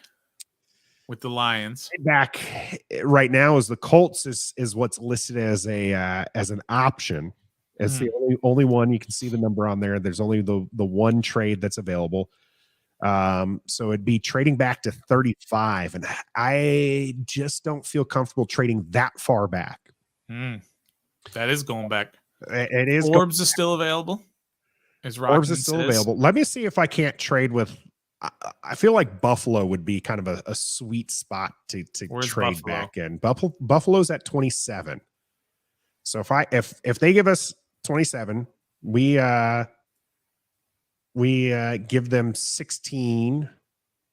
Well, they got to give. You got to Yeah, get. they got to. They're not even interested. Like at this very moment, they're not interested. So let's try maybe. Who else would we try with here? What about the Lions? Is the Lions pick 18? Suggested. Sorry, who's so 18 to 16, and what they give us their 81st? Yeah, not interested. Bonafide says pick the best corner. Yeah, if I have to trade back to you know what? I think I was actually messing up those trades. Let me try this again here. Let me try with the Bills again. So if we give them 16, I give them and they give me 27. Yeah, so they're still not interested. So there's no interest in that one from the Bills. I thought maybe I misclicked here. Let's try the Lions as asked. So the 18th pick said they're not interested. Not even for 193, 152. Yeah, it looks like the only one PFF is going to give it. If that's the case, if there's no one wanting to go with this, then Darnell Wright. You drafted him? I drafted Darnell Wright. Banks going right afterwards. Branch Hooker to Tampa Bay here. Van Ness off the board. Emmanuel Forbes, Joey Porter Jr., Anton Harrison, Michael Murphy. Who all thinks he panicked and hit that button? I didn't panic. I wasn't going to trade all the way back to 35. Okay. I didn't want to trade all the way back to 35. Oh man, there's Felix. Felix is the one who I would love to get at 47. You didn't even consider an edge. You didn't even look at who's available on edge. I know Darnell Wright was somebody who I was looking at 16 anyways. So that was right where I was. Yep, Manscaped that pick just he ripped it, just ripped it and went for it. Yeah, I wasn't expecting that. But Gregory Pett says good pick, Nathan. Yep. Oops. Tommy T he didn't give a wow, but he did give you a thumbs up. Dougford says good pick. Let's see. See. He didn't panic. He refused to get cute. Yeah, Darnell Wright was one that I've been eyeing for a while there. If we can't move back, and this was why I was happy when we're talking with Logan, and Logan was this like offensive tackle, and it was just like great because you guys have been lighting me up over wanting a tackle. And yeah, Anton Harrison would have been great. But if it's between the two, Darnell Wright is, I think, a better prospect. If I'm at 22, pick 22 and Anton's still there, then that's probably where I'm. Now, where I did mess up, and I will fully I dislike myself for this one, is there are two guys that I would love at 47 are gone, and that's Forbes. Well, and, you want to put him at 47. Probably not 47. And Felix are the two that I would love to see with that second pick. And this is why I want to move back a little bit, is so that way if I can get a couple picks in that high 20s, low 30s area, that's where I would like it. Giants are my closest option here. All right. For a trade back. And I'm not going to allow you to trade back now. No more trade backs. Do you trade out of the first, but you're not trading back in the That's right. The second. That's all fair. Right. This is DJ Laporta. Laporta is somebody who's a lot of people mentioned. Stevenson is out here. If you guys are looking specifically for corners, because I know this is where a lot of people want. DJ Turner is available. Julius Brents is somebody who I really like, and this could be if Stoner would allow me trade back. Julius Brents would be a target. I think, as you see, his ADP's 55. I'm also really big on Hodges Tomlinson. So that'd be another potential target. He's a little bit later though. That might be available at the 97. With that, go get a tight end, says Bonafide Picker. Laporta's available, right? Laporta is available, and Laporta is somebody who Logan said he liked. He did say maybe not at 47, but you're probably not going to get him after, you're not going to get him at 97. Yeah. And I agree, Michael. There's not much value in trading back from 47. At this point, you're going to get a 5th, 6th, 7th round pick for doing that, especially 10 spots. Yam is letting it be known what he wants you to do right now. Don't Turner. even hesitate. Go get DJ Turner. And he's not playing around. He's got all caps with an exclamation point. All caps already means an exclamation point, but he added an exclamation point. Yeah, Gus Bus. This is I don't know if I'm going to say so overrated. I do think he's being elevated by an already good tight end group. I will say this. I do believe Darnell Washington is a trap as well. I think he's a physical specimen. I think he's just I would love to see him in burgundy and gold, but Darnell Washington's another tight end with Laporta that I think is going much higher because of this tight end class being viewed as very good. You have Kincaid looking at as a first, Mayer looking as a first, and so you have some of these other ones. I think there's some value to be had in the tight end group. And I'm going to bring up just the tight ends here. So I like Musgraves. Schoonmaker is pretty decent. And Mallory would be okay. But I mean, these are some later ones. So. After a few guys, that's where the value drops off for me because of what you already have. Sure. Because you have Armani Rogers, a Logan Thomas, a Bates, a Cole Turner. These guys are going to compete with these guys right away. Yeah, they're going to be on that level. So then I say you don't draft it. If you don't draft Laporta at this point, then don't draft a tight end. That's interesting. That's what I think at this point. So this is DJ Turner. This is who Yam is reading about here. So it says Turner has the best speed of anyone in this cornerback class. His movement skills are second to none too. He still got picked on at Michigan a little more than you'd like, with 408 yards allowed this past fall. I'm already telling you this is not going to be the pick here. Wow. You can see it right from the height and weight. This is a 5'11 guy, 178, not fitting the mold of the team. And this is something Logan mentioned as well. When you're looking at what Washington needs, and I agree that cornerback is a very high need for them. When you have, Benjamin St. Juste, I think is excellent. We're all big lock 'em up fans here, right? But he does have kind of an injury history. I think that if he's healthy though, you're set on the outside. You're looking for an inside guy who is going to take on those tight ends. And those bigger wide receivers who people are putting in the slot now, and having a 5'11 guy, I just don't think is going to cut it. I think you're looking for a guy who's a little bit bigger here, kind of like a Julius Brents, who's a 6'3", 198. If I'm going to go cornerback here, I'm picking Julius Brents. Okay, if you're going to go cornerback. Gus is asking why he can't trade back because I won't. Oh yeah, Stoner's telling me I'm not allowed to, and then Gus Bus is saying screw Stoner's rules. He's just sore. Yeah, I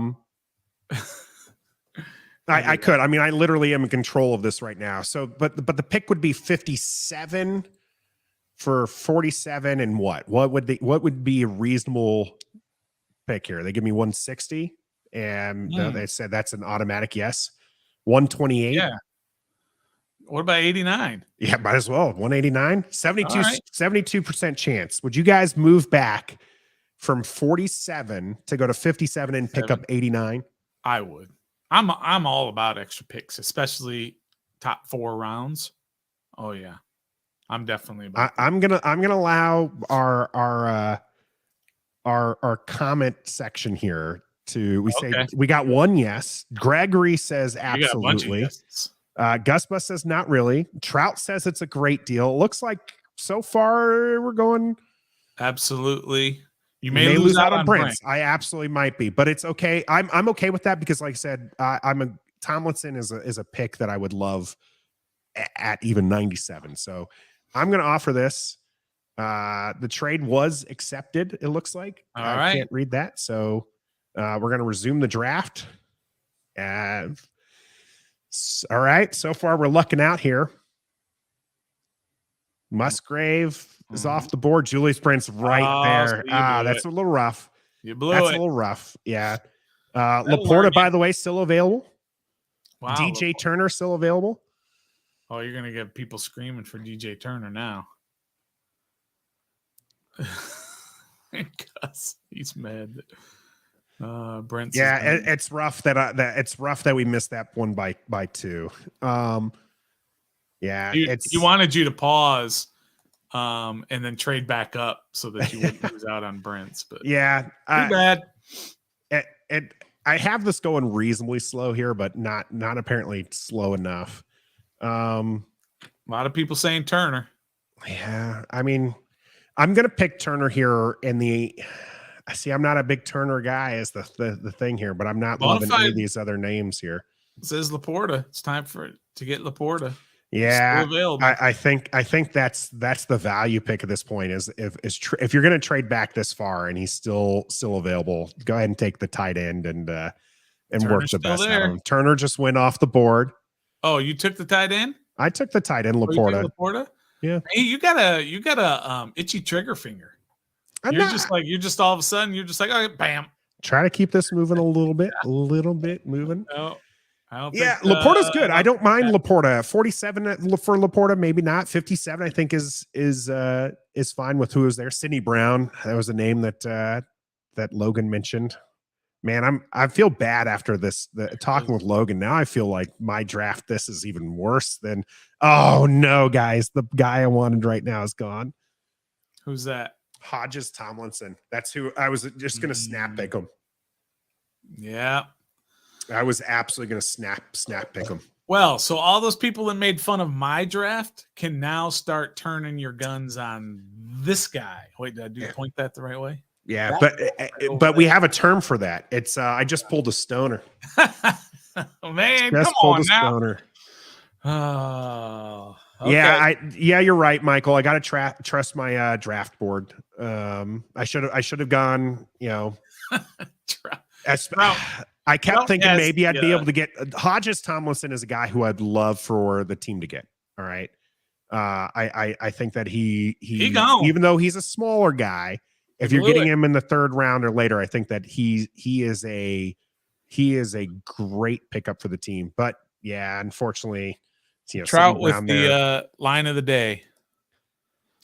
So thankful every day you guys are not in the front office. # just a fan. That's what we are. We're not GMs. We're not coaches. We're just a fan.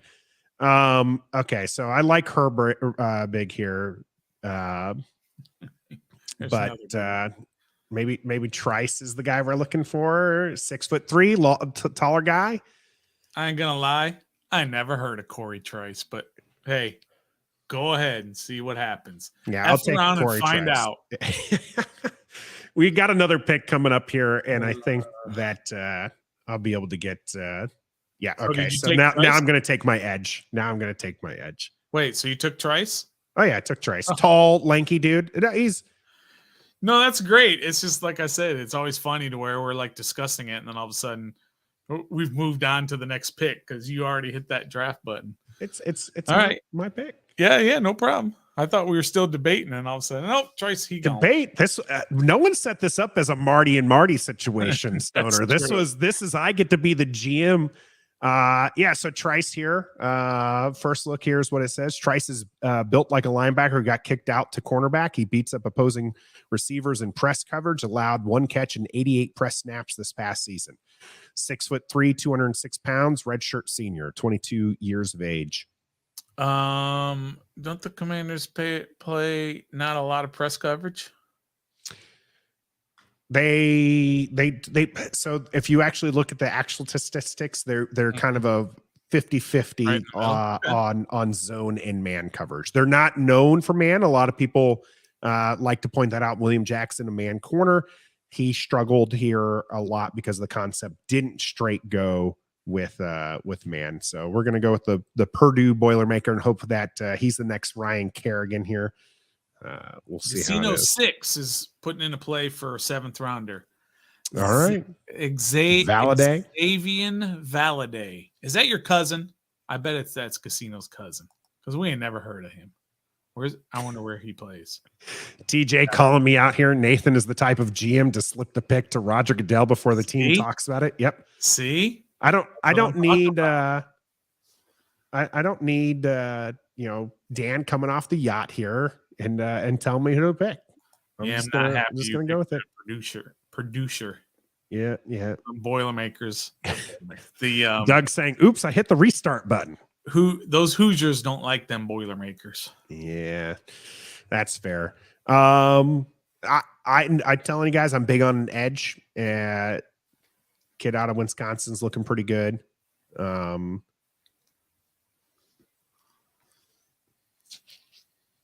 That's where you're going? Ooh. I was like Isaiah McGuire. Like him. Why do you like him above? Who's the other guy? The Wisconsin kid? Herbig. Yeah. So mainly when you're talking about the position here is Isaiah McGuire is a true defensive edge, right? He's a defensive end type player. What you have in Nick Herbig here is more of a he's a tweener. And it says so right here on this blurb, was an edge rusher at Wisconsin, but maybe more of a hybrid NFL player at 240 pounds. Either way, he knows how to rush the passer, earned good grades, PFF, blah, blah, blah. He also looks very smooth when dropping into coverage. And so that's the tweeners never, not never. The Shakatonis of the world. Yeah, so this is where I'm probably looking closer to Isaiah McGuire, and I'm just going to go ahead and draft him here. Well, slipped it to Goodell. He just ran up there. Ran with it. No one's going to talk me out of it. Hurney's over here saying, but what about, and you're already gone.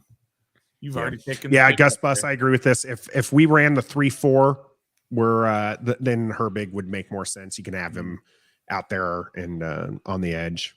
Ant-Man going with Nick's going to be an outside linebacker. Yeah, all McGuire, right, I think, is a better pick for the team there. So 118. We've taken so far an offensive tackle. We've taken a cornerback. We've taken an edge. And we've taken a tight end. And you want to run him back now? No, this is where a linebacker. Dorian Williams out of Tulane might be interesting for the team. What pick is this? This is 118. 118. Okay. Yeah, you might look at a center. You might look at a linebacker. I mean, this team just does not like linebackers. No, they don't value. There's some light linebackers I think that we're going to be able to get later. And there, Chase Brown is the option that right Gregory's given halfback out of Illinois. Okay. Let's look at this. 5'9", 209 pounds. This is where I'm going to pull up a different screen. I'm going to look at the RAS scores. Oh, okay. Because a lot of people like Chase. Oh, that's just Gregory Peck consistently. Just pounding that button. Right? Yeah.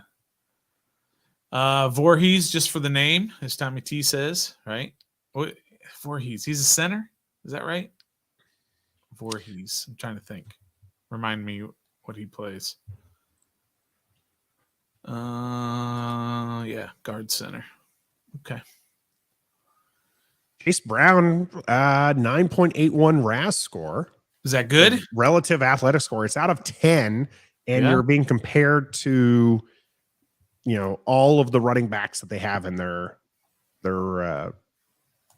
their whole thing. It's not What too about bad. the lineman from ODU?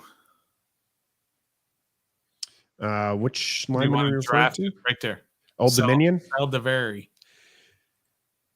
Is he being projected as as like a tackle to guard convert? PFF big board, he's at 91 and you're at 118. So this is the kind of I didn't look at him heavily, right? Because we took Darnell Wright with the 16.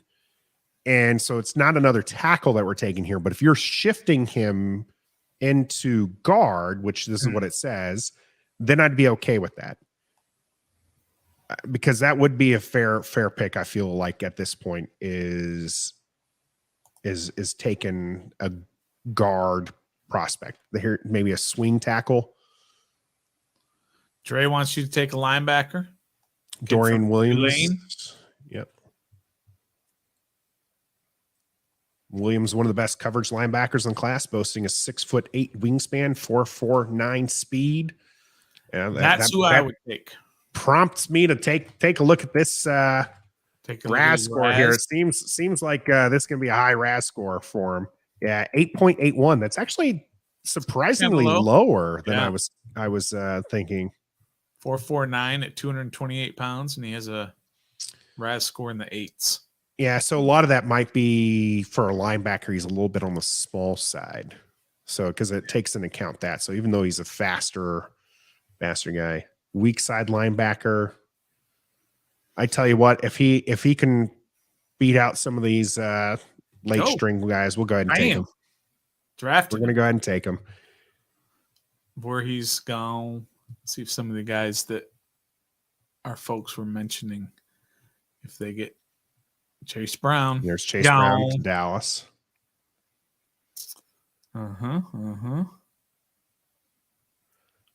Gregory's not happy with me. No one's happy with me. This is the draft not to be happy. I'm trying to set us up here. Expectation management. The lower your expectations are right now, the happier you will be tomorrow. Eric Gray would have been a quality pickup. That's just because you know that's some sooner biasm going right there. Little scat back guy. On him. What about? Let's go running back. Who's available at running back right now? Strictly running back. Guys from like the kid from K-State. Yeah, Keaton Mitchell's right here. Yeah, Keaton Mitchell. No, I like Muhammad Ibrahim. Yeah, but he's one you can productive. get later. Yeah, I might go for Keaton Mitchell here. Me personally, I'm not gonna stand on the table for him. So I guess the K-State average draft position at 179. We're picking him up at 150, so he's not gonna be there for 193. Like I said, I like Muhammad Ibrahim, but Mitchell is fantastic. That's not a bad. Yeah, you can overdraft him. That's what we do. We overdraft. Oh, at this point, the difference between 179 and 150 isn't really all that much. Who else is on the big board here? Another edge. Might need to draft another edge.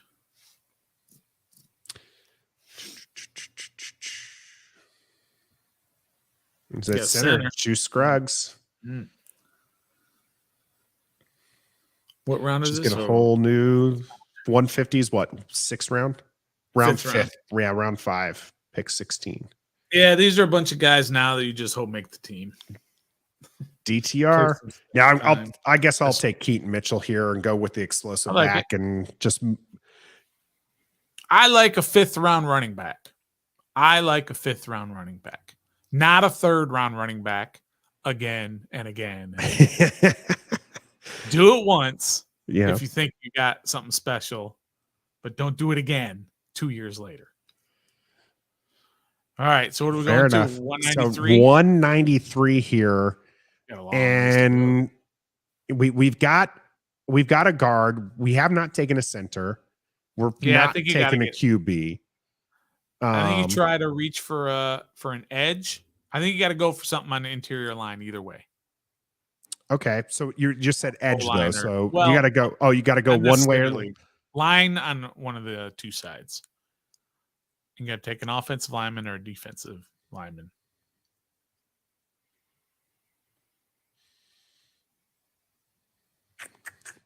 Well, the top two line here are John Gaines out of UCLA and Sidney Sal out of Eastern Michigan. City. Don't give him that N. City.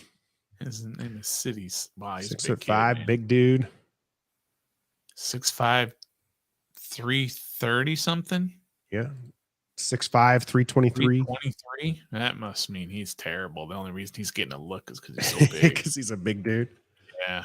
That's not good. When you're 6'5", 320, a senior, which means he's played a lot. Yeah. He's got his he's got a high RAS. Yeah, he's 25 years old. Ron loves those guys, man. Ron loves guys who've played 4 years, 5 years. It really is his height that's the biggest. He's got a big vertical, big broad. But when you're looking at offensive linemen, especially I think interior ones, you're looking at that 10-yard split and the shuttle grades, and his are kind of average in there. But I mean, he's comparable here, by the way, to Brandon Sheriff on RAS he's score. Brandon Sheriff, then obviously. Bijan went 13 to Green Bay. Yeah. And you know what? We didn't mention this, and a lot of people were asking, and we still got quite a few people in here now, that we will be live tomorrow starting at 7:30, all the way through until Washington drafts, and after that, as we break down whoever it is that they pick at 16. His name, by the way, is pronounced, the guy we're picking at 16, it's pronounced Anthony Richardson. In case you were trying to figure out how to pronounce it. But yeah, starting at 7:30. Hang in there with us, and we'll lead you up to the draft. It's gonna be awesome. I found my guy here as a late round pick here, and it is going to be John Gaines the second. And he's a little light. His bench is a little weak. But those are things that you can work on, right? Those are things that you can get there. Now it'll be interesting to see if he keeps some of this agility, because he has elite speed and agility scores. An explosion. Elite. So I'm looking at all green here on his relative athletic score, which means essentially, like I said, how the relative athletic score works is it's a 10-point scale, but it's essentially saying he's in like the 90th percentile for guards. So this is a guy I think that if we're talking late streamer, this is a 193 pick here. Like, I'm good with taking a guy who's got some athletic skill and gives maybe a Chris Paul some room to some competition. Yeah. Yeah. One thing that I think we're missing right now. Yeah. Gregory, I know this draft is awful. I whiffed it up in the beginning. It's bad. It's bad. HT, telling you, hit the like button. Even if you don't like this draft, you might like the channel. You go ahead and hit that like button there. All right. So this DTR still up there at Tiffin. Wow, he's still available. What round is this? Round 6, pick 38. I'm not afraid to do this right now. Yeah, guys. I'm not at 6th round. I am not afraid to do this. I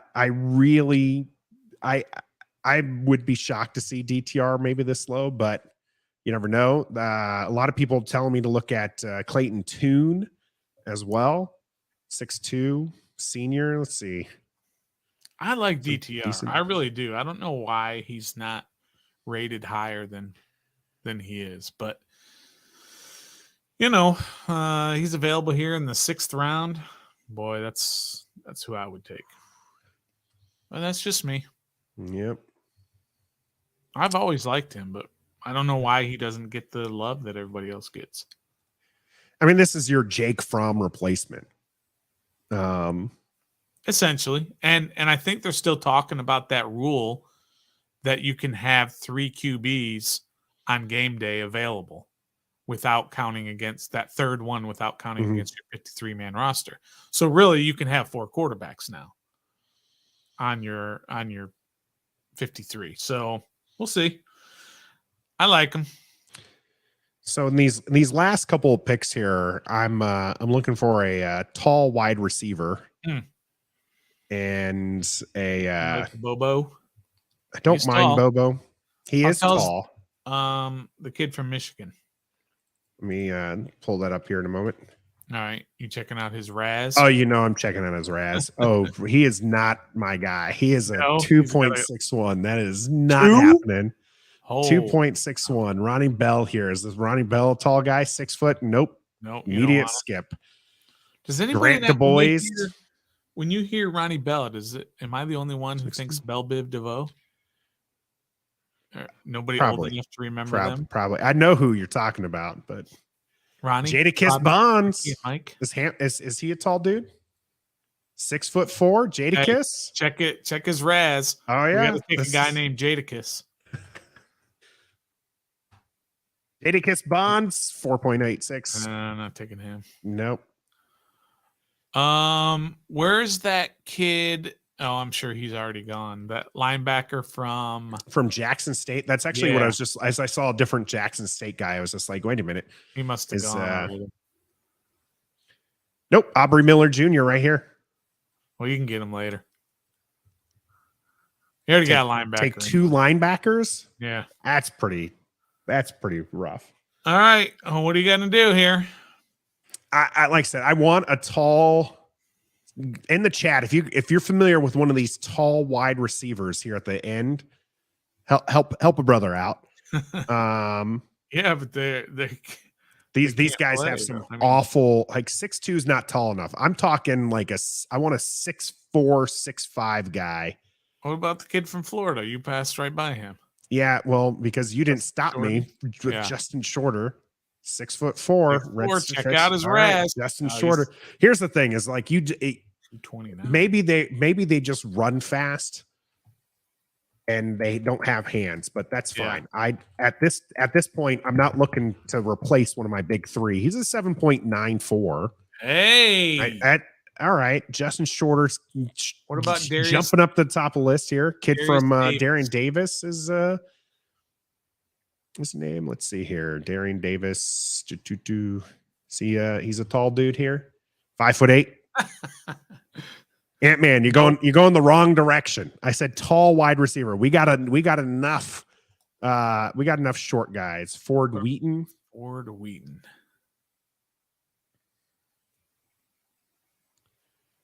Not seeing Ford Wheaton. Must be gone already. Yeah, probably gone here. Lascivious. Is there somebody by that name up there? Those who are watching it live can tell me if any of these names are good here. These are the ones that are available. I have just wide receiver on it. Scrolling through here. While you get a quick look at this, I'm going to switch over. There's some calls I see for safety.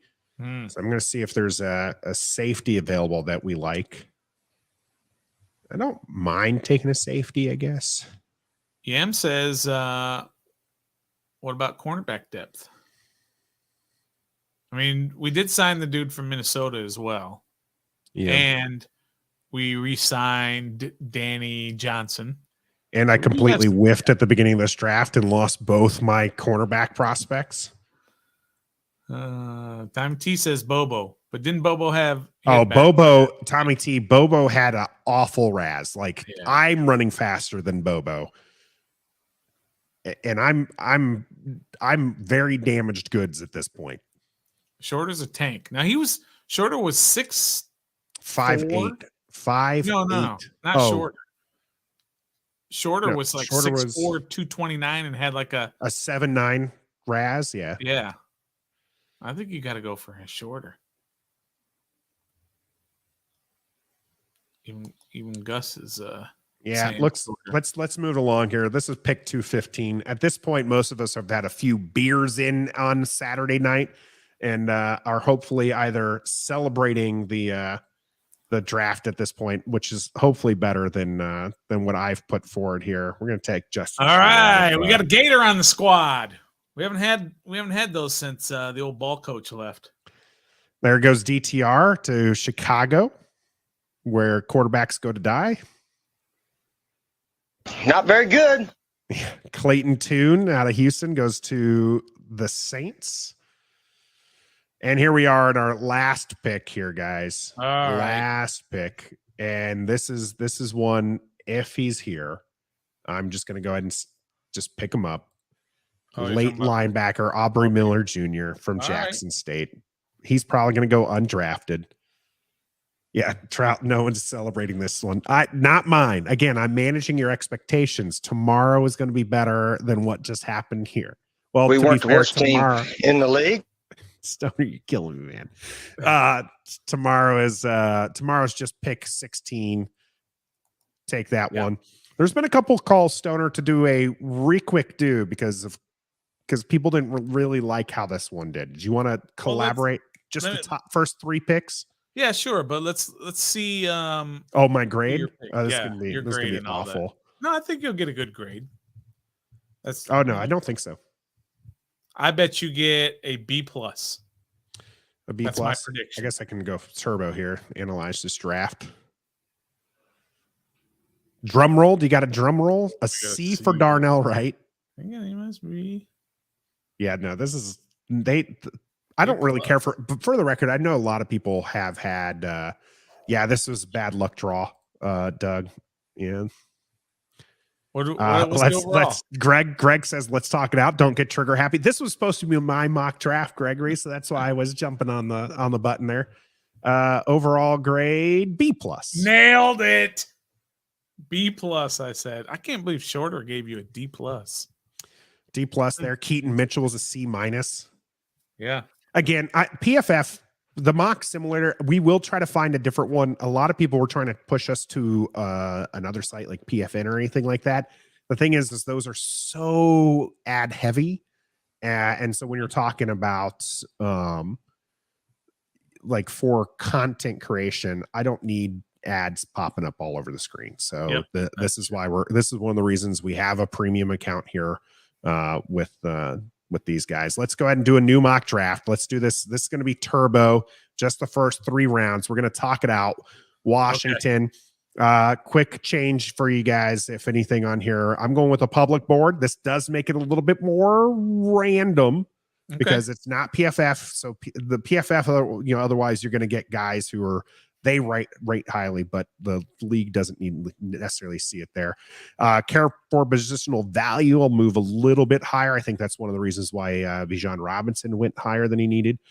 Draft for needs. I'd like that one where it's at, and the randomness is what we're looking at. All right. All right, here we go. Okay, so we're going to enter the draft. This one, maybe not turbo. Turbo is probably too fast. We're going to go the speed, just the first 3. See where we're at here. Start the draft. No trading up. Nope. We're down. Go slow. Gus Bus is arguing with me now, saying go slow if it's just the first 3. All right, fine. We'll go slow. So, yeah. Again, there's no one I really feel like trading up for. So I'm good with sticking at 16 if the right person falls to the team, or a trade back if that's possible. This is a little bit slower. Than I would even like. So we're going to move maybe a little bit. Move it up a little bit. Anthony Richardson is off the board. Paris Johnson off the board. There goes Darnell Wright. Can't repeat already. Ooh, Nolan Smith went just before you had your shot. Oh, that'd be great. Listen, tomorrow, if Nolan Smith is there at 16, ooh, that would be bonus time right there.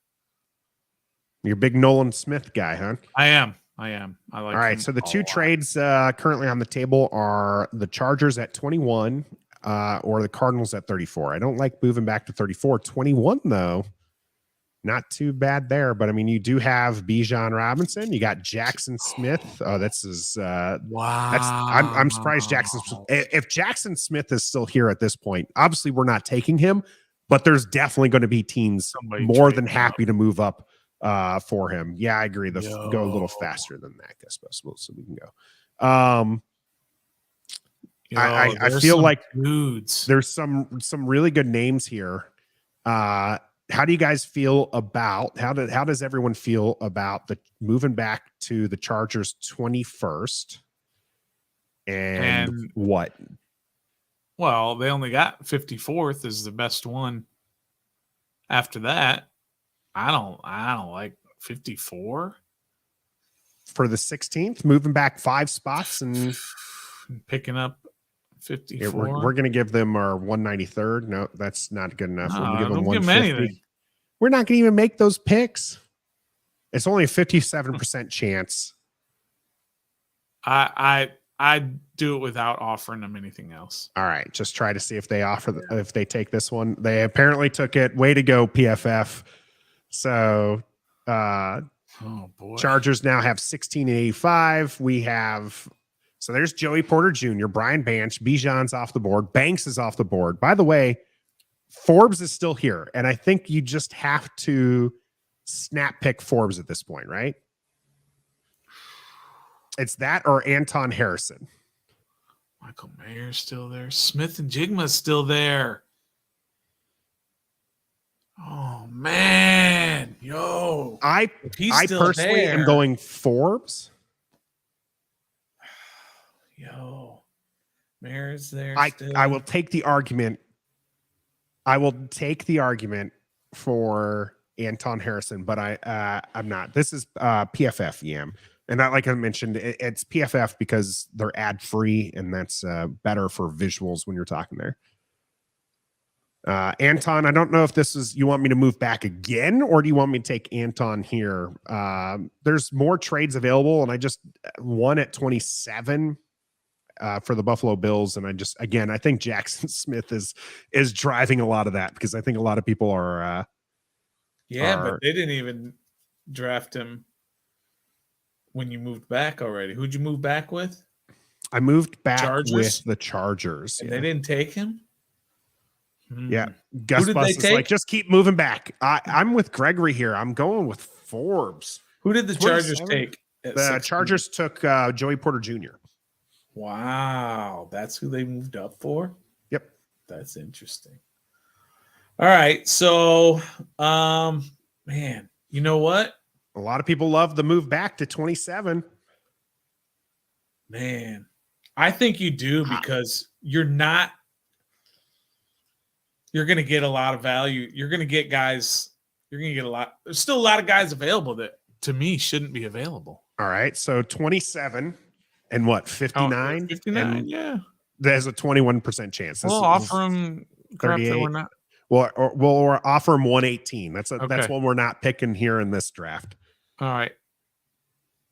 You have 9 trade offers anyway. So I'll go again to who they are. So this is Buffalo at 27, Cincinnati at 28, Kansas City at 31, Colts at 35, 36, 37, 39, 46, 67.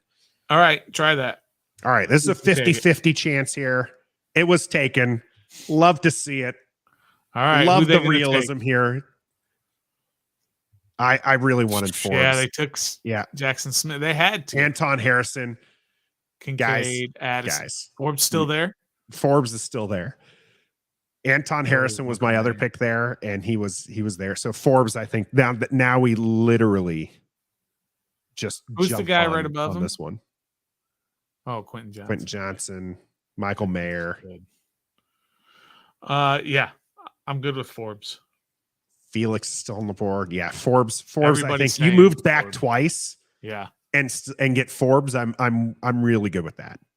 And you got picks here of 47, 54. I mentioned this with Logan earlier. The top 100 picks, those are your impact players, and you're going to be getting 5 of them this draft now. This is pause. We had sorry, Gus Bus. The delay got us here. He just wants you to move back up to get Brent's maybe. Oh, Felix is gone. That would have been a great edge for you. What's his name still? Is Brent's he's another corner, right? We're not going to take another corner. Darnell Washington. Anybody interested in Darnell Washington? Who's available at the top there? DeJuan Jones. DeJuan Jones, tackle. Done. There we go. DeJuan Jones. This is a good draft. But whenever you trade back and you get all these extra picks, it's going to be a great draft for you. Oh yeah, that's why everyone wants to trade back, is because there should be value there. Yeah. Bonafide says Forbes then tied in with the next pick, so he's pro Darnell Washington. Our two options here are DeJuan Jones and Darnell Washington. DeJuan Jones, cut Charles Leno, save yourself $8 million, and use that on somebody who's going to get cut from another team. All right. Did you take him? I haven't clicked. I was waiting. And then we got another DeJuan pick. Jones is too big. Forbes and Jones is an excellent start. Yes, sir. No, I'm taking Jones. He doesn't play the blind side. Well, move Wiley over there then. That's kind of what he is big. Yeah, this is what we talked about with Logan earlier. Is he is just so much bigger than everybody else. He's got a lot of physical talent, and you can push him out on the right side and move Wiley inside. Yep. But then where's what's his name go? So you move Wiley over to left guard. Left guard. Because you got Cosme over at right guard. Okay, gotcha. All right, yeah, that's I'm what I gonna would take. take. DeJuan Jones here. We got a pick coming real quick too. Yeah, we got another one. Musgraves off the board. All right, so what do we got for linebackers or edge? There's Laporta. Laporta's still there. Why not stick Laporta? Yeah, I'd take Laporta here. Yeah, I'm going with Laporta. Sidney Brown. Oh, maybe he'll be available later. We've got 5 picks in between these, so this is only. Oh yeah, Trenton Simpson, linebacker. Yeah, right. Just taken right before. Yeah,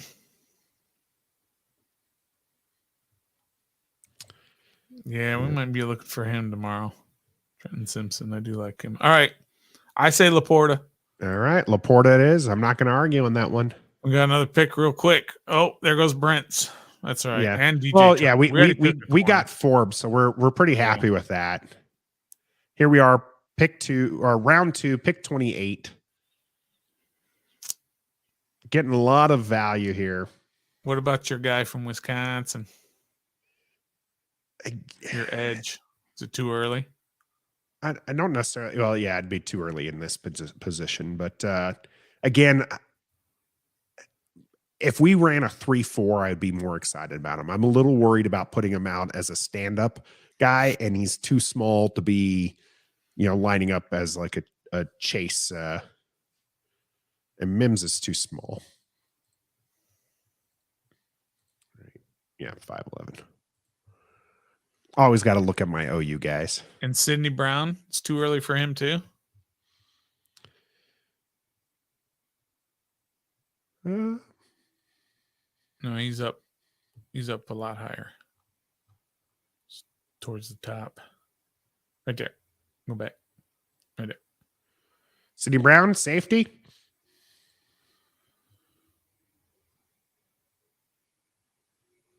I thought we were going to go safety with the second round pick last year. We went with defensive, tackle.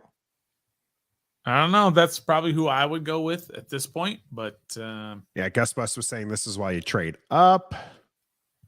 Yeah, very true. But what would you trade up for right now? I guess if you could have gone and got. He was looking at potentially packaging to get Trenton Simpson there. Yeah, you're right. He's probably right about that.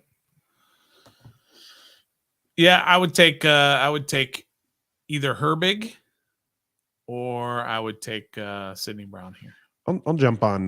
Probably a little early to get Herbig. It is a little early for Sidney, but I mean it's actually a little early for all of these guys because if you look at their ADP compared to where we're getting them, I mean you got Henley here. He's a converted receiver. Yeah, I might have to take him. You know where I'm headed.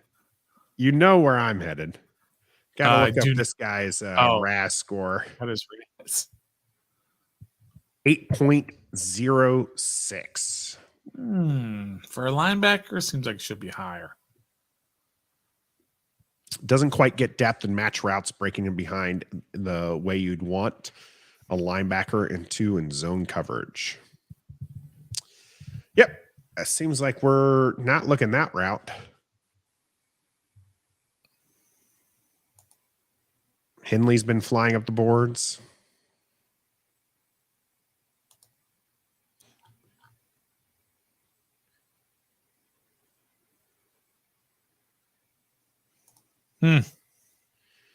I would pick Sidney Brown.